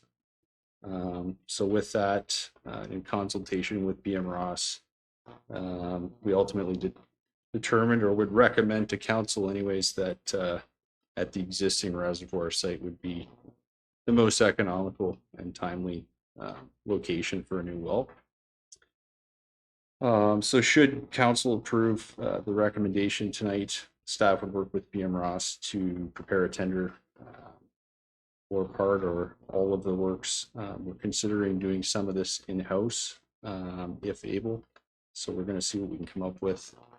But the amendment requirement would be $500,000, which would be funded partially by development charges in the amount of, I believe, $87,500, and the remaining portion being funded by the water reserve. If there are any questions on this one, I will do my best to answer those. Okay, thanks, Jake. Any questions of the report? Jerry? Thanks, Jake. Obviously, this is needed today. Great that you're able to apply for the health, safety, and water stream funding. Any idea when that means? When we'll find out if we qualify? Through the mayor, unfortunately, they don't commonly provide a timeline associated with that answer. We're hopeful. Basically, as long as the project hadn't started prior to the application, anything will still be eligible, even if we got the grant and started the work today and got the grant later. So that won't affect the overall grant opportunity if it does be successful. Okay, any other questions? You? Paula, if we take the money, about how much would be left in the water reserve then? Just a rough figure, please. For you, Mayor, I guess there'd be the projected ending balance in the water reserve at the end of 2025 is currently 870,000. So you take approximately just over 400,000 out of that. So you're looking at 450. Approximately. Okay, other questions? If not, we do have a motion that the council of the Township of Perkins receive a report prepared by the manager of Public Works dated July 15, 2025, entitled Milverton Drinking Water System, well number 4, replacement PUB-2025-20 for information, and further that council approve a capital budget amendment in the amount of $500,000 for the replacement of well number 4 in Milverton to be funded from a combination of development charges and the water reserve. We have a mover and seconder, moved by Jeremy, second by Jerry. In favor? Carried. Okay, the next item is a water main extension agreement. Jake? Thanks again, Mary. It's the second report tonight covers a proposed water main extension for development in Shakespeare on William Shakespeare Street between Byron and Perth Road 107. Ron Hyde, being the developer, is in the process of severing a property into 3 parcels. That's the parcel you can see on the screen there, which will, with the intent of creating 3 new residential lots. At the same time, it was actually identified that there was a separate development towards the east by a different developer, which also required a water main extension. So staff highly encouraged these 2 parties to work together, which they did in fact do. So that, I think, was helpful for all. But ultimately, the 2 parties in this case worked with MTE to design a water main extension, which you will see appended to the report. This water main extension basically runs from Byron Street to Milton Street, and would service all 6 of these lots. So, given the substantial cost to carry out this extension by the developers, it was requested that an agreement be entered into with the township that those who may elect to connect in the future, who front that water main, Hyde has the ability to recover some of that investment. The other developer at the east end of the street has no potential for future connections, being he's at basically the start of the extension. So this is really more applicable at this point to just the Hyde property. Township staff reviewed properties that could potentially connect to this water main and determined there were 8 potential properties, given the criteria that the property must actually front physically the water main. So taking into consideration that the 3 connections that are required for the Hyde property, the 3 connections required for the developer that is under a number, basically the cost of the future connection could be established at 1/14 of the cost of the overall extension, or specifically 1/11 of the cost of the Hyde portion of the extension. While at this point the finalized estimate has not been received, it's been projected to be in the vicinity of $150,000. And at that cost, given the number of potential connections, those that could connect would be looking at about a $10,715 connection fee. That would be collected by the township and then provided to the developer, being Hyde in this case. This is also something that we've done previously. Council may remember James Street and Webster Street. There was an agreement with the developer there, very similar to this. Couple of another additional details in the agreement. There would be an expiry date tied to this, duration of approximately 10 years, so October of 2035. And the amount of connections or future connections will be capped at 8. This agreement really just establishes a cost recovery mechanism for the developer. It isn't actually any sort of final approval. As part of the conditions of the severance, the developers, in both cases, are required to enter into a development agreement. And it's anticipated that will be brought to council in the near term here. If there are any questions with this, I'll try and answer. Any questions of the report? You? Yeah, that Gateman, that was never finalized, was it? Through you, it was finalized. It's in our current fee schedule. Okay, so they did sign and they put a water main in. Yep. Okay. And the only other thing is, like the 10 years to get the money back. If I was any one of those 8 people, I'd just wait you out the 10 years. So I can't support something where in 10 years, somebody gets a free ride. I can't disagree, although the conversation has been had with this developer and they agreed to the terms proposed. And that was very similar to the agreement prior. The Gateman agreement also had an expiration date, which happens to be 2026. So we'll see if that holds true next year. Okay, other questions?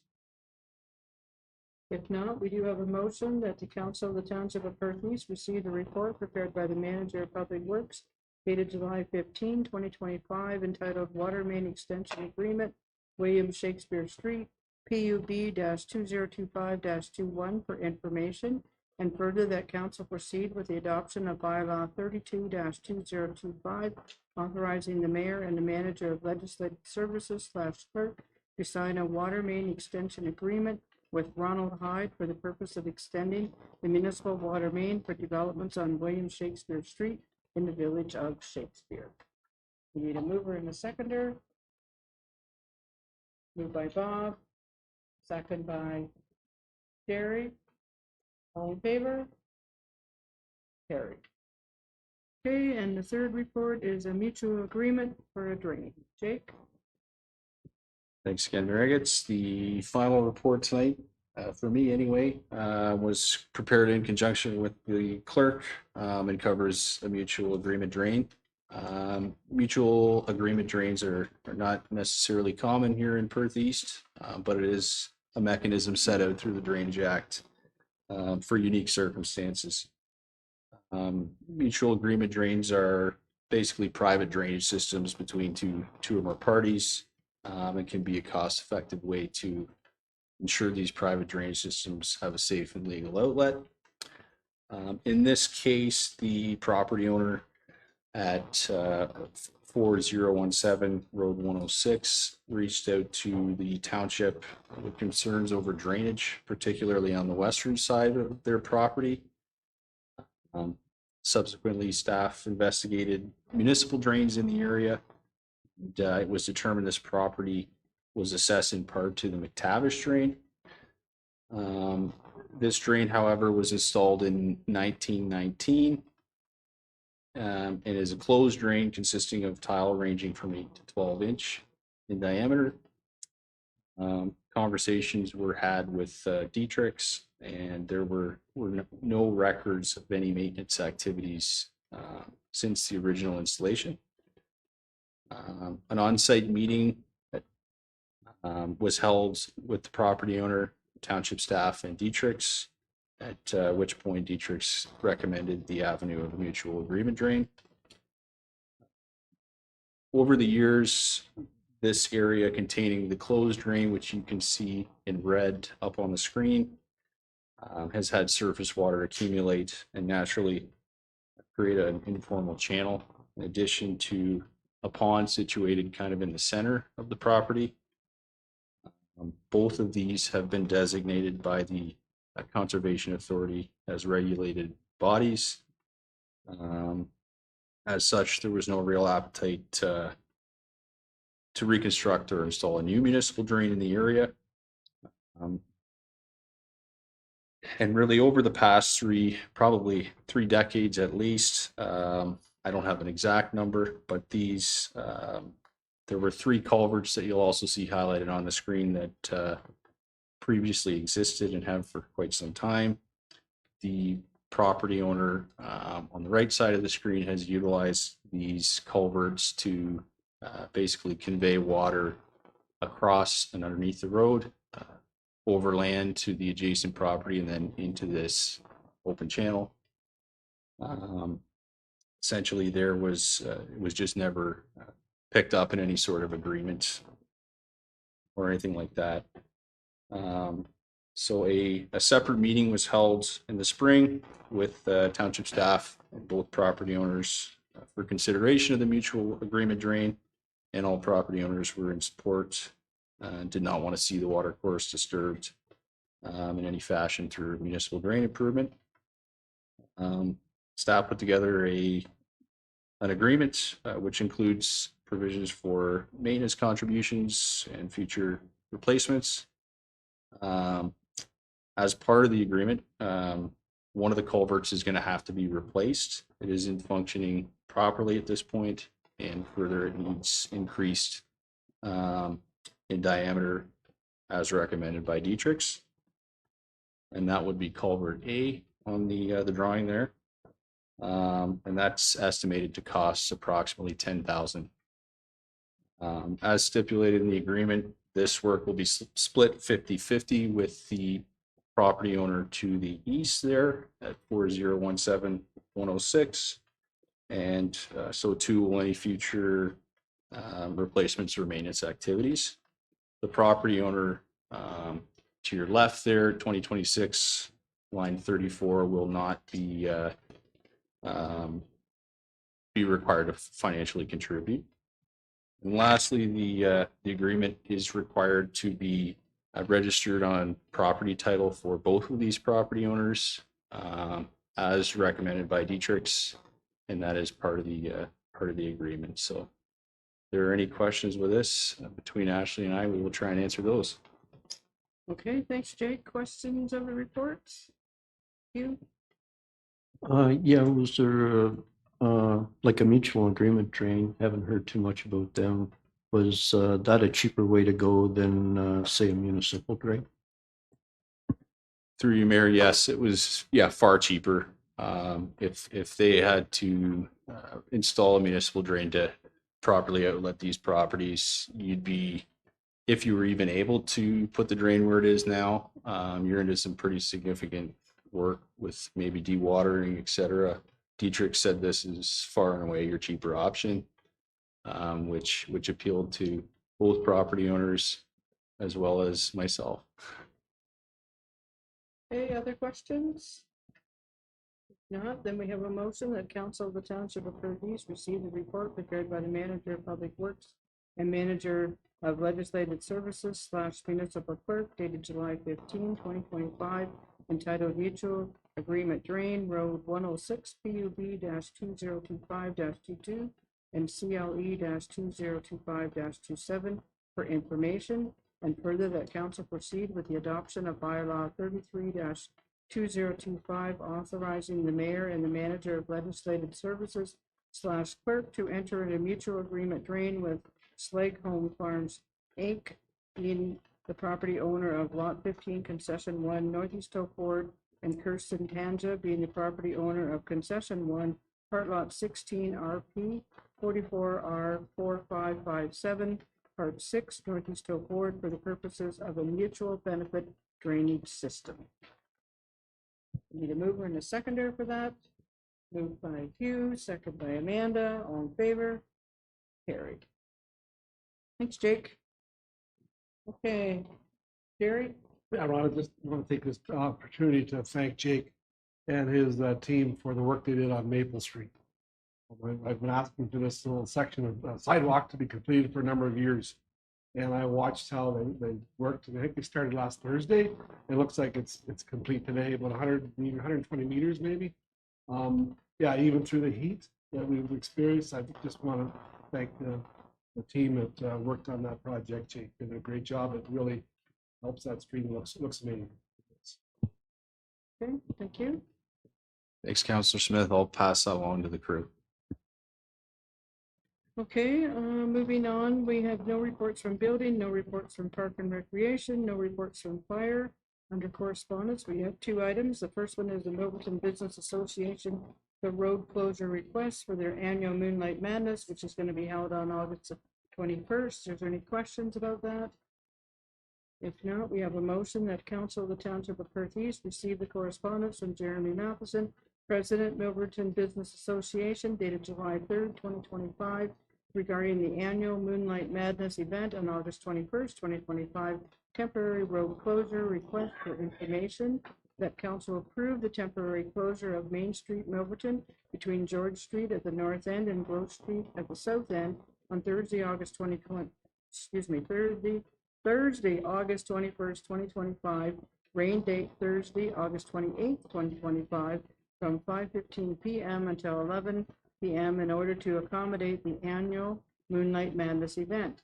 And further, that large vehicles will detour around Milverton by way of line 61, road 136 and 67. And further, that the certificate of insurance state that the Corporation of Township of Perth East in the County of Perth be added as additional insured, but only with respects to their interest in the operation of the named insured. Need a mover and a seconder. Moved by Amanda, second by Hugh. All in favor? Carried. And the second item of correspondence is from the Embassy of Canada in Berlin, and this in regards to congratulating, it should be 5 years, I think, of civil friendship between the Township of Perth East and the citizens of Nearsheim. Are there any questions on the letter that we received? If not, we have a motion that council of the Township of Perth East receive the correspondence from Evelyn Tarji Diapharas, Embassy of Canada in Berlin, regarding the 5 years of civil friendship between the township and citizens of Perth East and the municipality and citizens of Nearsheim, Baden-Württemberg, Germany, for information. Moved by Hugh, second by Amanda. All in favor? Carried. Okay, now we're going to move down to council and committee reports. We have my meeting log where I was for the month of June. Any questions? What I did, where I was? What happened? Nope. Okay. Council reports. Anyone have council reports on any of the committees they sit on? Hugh? No, I was lucky enough, the mayor being away, I got to go to Parks Open House, and it was very illuminating. It's quite the place. If you haven't been there, go out, get them to show you around, and thank them for their building in Perth East and supporting the local agricultural community. Okay, thank you. Anyone else, Jerry? Just a quick one on the dog park. It's happening. They had a successful food truck night last Thursday. They raised over $1,600. They're well on their way. We've got a lot happening there. And they made for the Perth East Swimming Committee, the first trip. It was an awesome trip and a lifetime. Unbelievable. They were so welcoming. Yeah, it was all good. No wishes as well. So we'll have them back in a couple of weeks. We have to step up our game. They were so welcoming to us and providing us with whatever we needed. Yeah, and then just further to that, there's a report in our agenda of what we did, where we went. I can't say enough about the people of Nearsheim when we met our billets, and they made us feel so welcome in their homes, and some of us cried when we left them, and they cried when we left, and maybe they were glad to get us too, I don't know. But it was quite an experience. We had 40 awesome people on this bus from we called them the youngins to the old, to the people my age, and there was a few older, and we all got along really, really well. There was no conflicts. We saw an awful lot of Germany. We had a great tour guide, Sabri, and Heiko was our bus driver. He put that bus in places that you wouldn't think would even fit, but he got them in there, and it was an experience of a lifetime. Like, it just was something else to be there and see it. There's a few pictures. I'm not sure how that picture got in there, sitting in that lounge thing, but I must have hit that by mistake. That wasn't supposed to come, but that was in the billet where we stayed. That was in their backyard, and they had it imported. I can't remember where they said from, but it was this big box covered up. Sydney and I were kind of debating what it was, and finally Heike said to me, "Do you want to see what's in there?" And I said, "Sure." So she got it out, and we had to sit in it, pictures. But the ceremony too in Germany, we had an 8-gun salute start at the end. We were on international Germany news. It was a pretty big event for the Canadians to be there. They kept announcing we were there.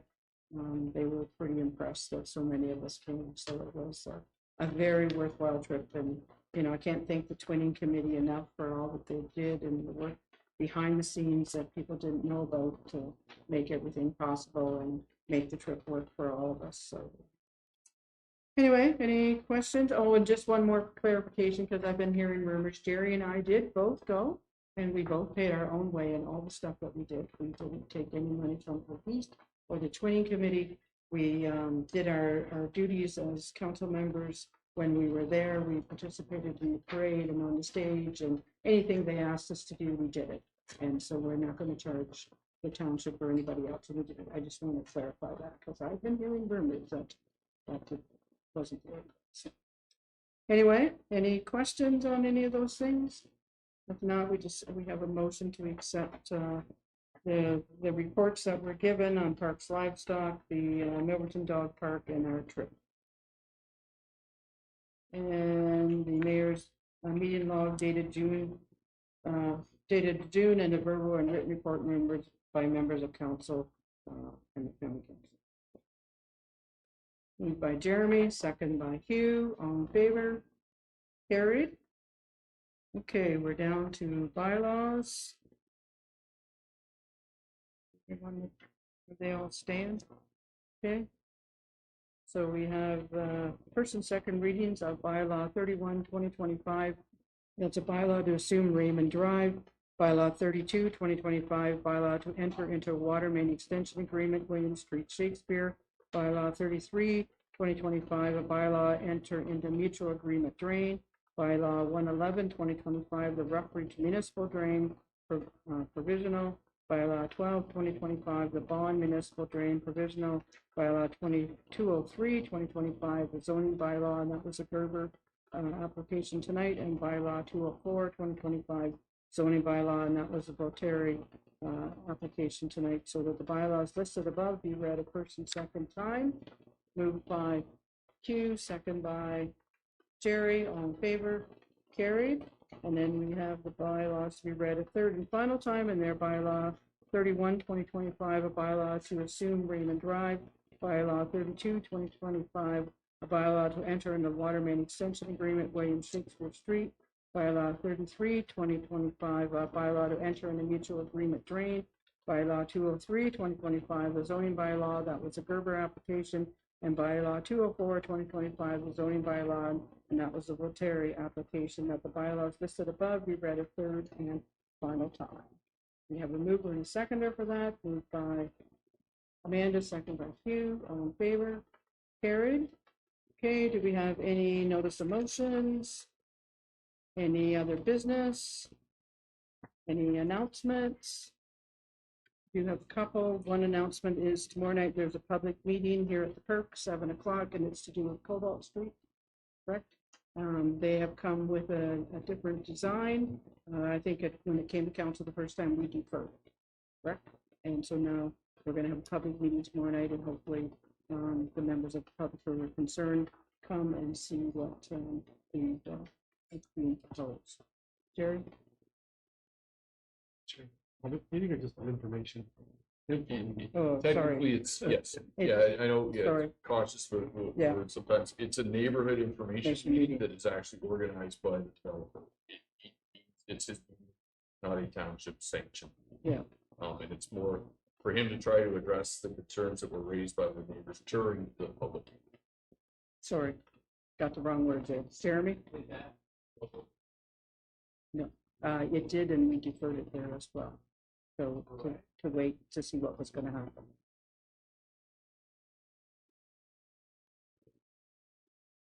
It's a neighborhood. Right.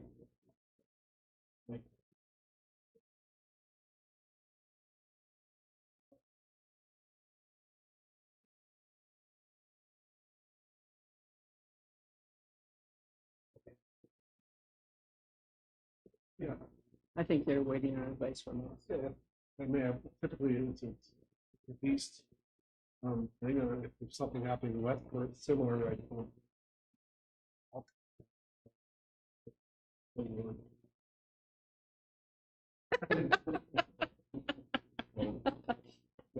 Okay, and we do have one more thing.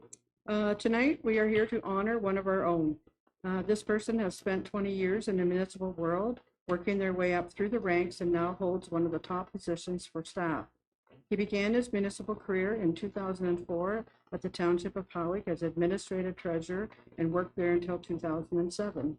He then moved to the Township of Mapleton, where he was a director of finance from 2007 to 2012.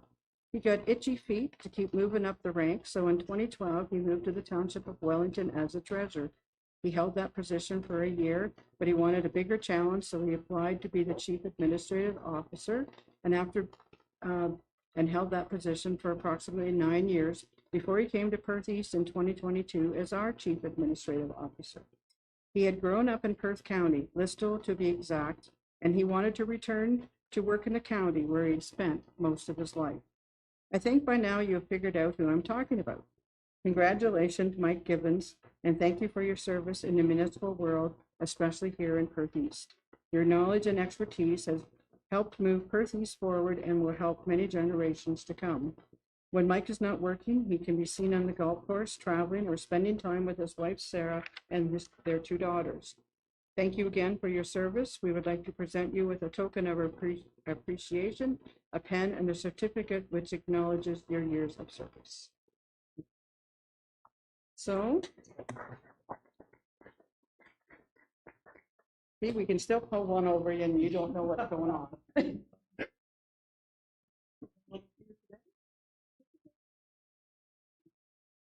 Yep, for you. I think someone's gonna take a picture.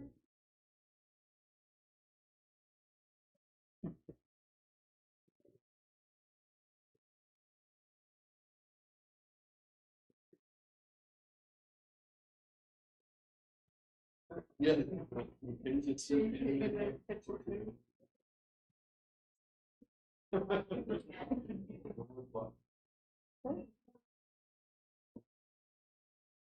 Thank you. It's surprising. Very, 20 years. So some days it seems like it's been a whole lot longer, and some days it seems like a lot less. So I'm very proud. Thanks for the acknowledgement and for being part. You're welcome.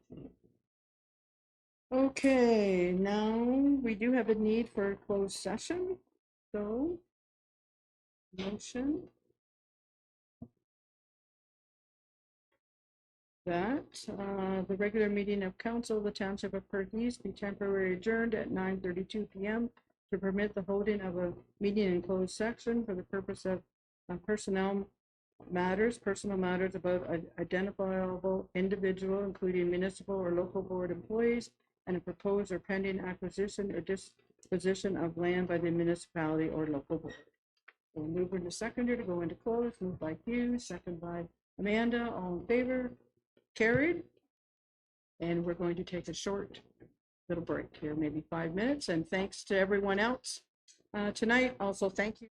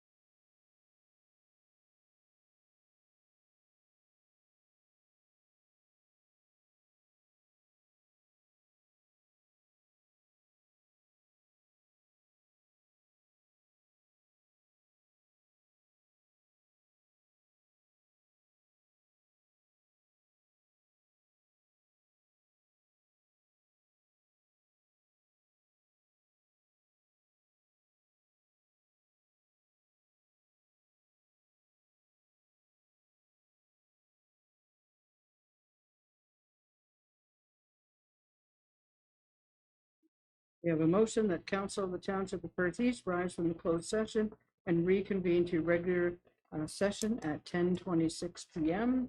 Moved by Amanda, second by Hugh, all in favor, carried. We need to extend curfew, meeting continue and move the curfew to 11 PM. Moved by Hugh, second by Bob, all in favor, carried. We have a motion that a closed meeting was held and only the closed session items identified were discussed in closed session, and further that council approve the confidential direction given to staff. Moved by Hugh, second by Jerry, all in favor, carried. We have a motion that council of the Township of Perth East approve the closed session minutes of June 17, 2025. Moved by Bob, second by Hugh, all in favor, carried. We have a motion that the council of the Township of Perth East receive the report prepared by the manager of Human Resources and the manager of Legislative Services / municipal clerk dated July 15, 2025, entitled Deputy Clerk / Records Management Coordinator, HR-2025-04 and CLE-2025-28 for information. Further, that council approve and direct staff to update the current deputy clerk position and to implement the attached deputy clerk / record management coordinator position, their corresponding job description. And further, that council approve and direct staff to implement the attached updated pay equity job ladder. I need a mover and a seconder. Moved by Amanda, second by Jerry. All in favor? Carried. We have a motion that the bylaw 34-2025 being a bylaw to confirm the proceedings of council of the Township of Perth East at its regular meeting held July 15, 2025, be read a first, second, and third time. Moved by Amanda, second by Hugh. All in favor? Carried. And the last motion of the night is the meeting to be adjourned at 10:30 PM. Moved by Amanda, second by Hugh. All in favor? Carried. Thanks, everyone. Have a good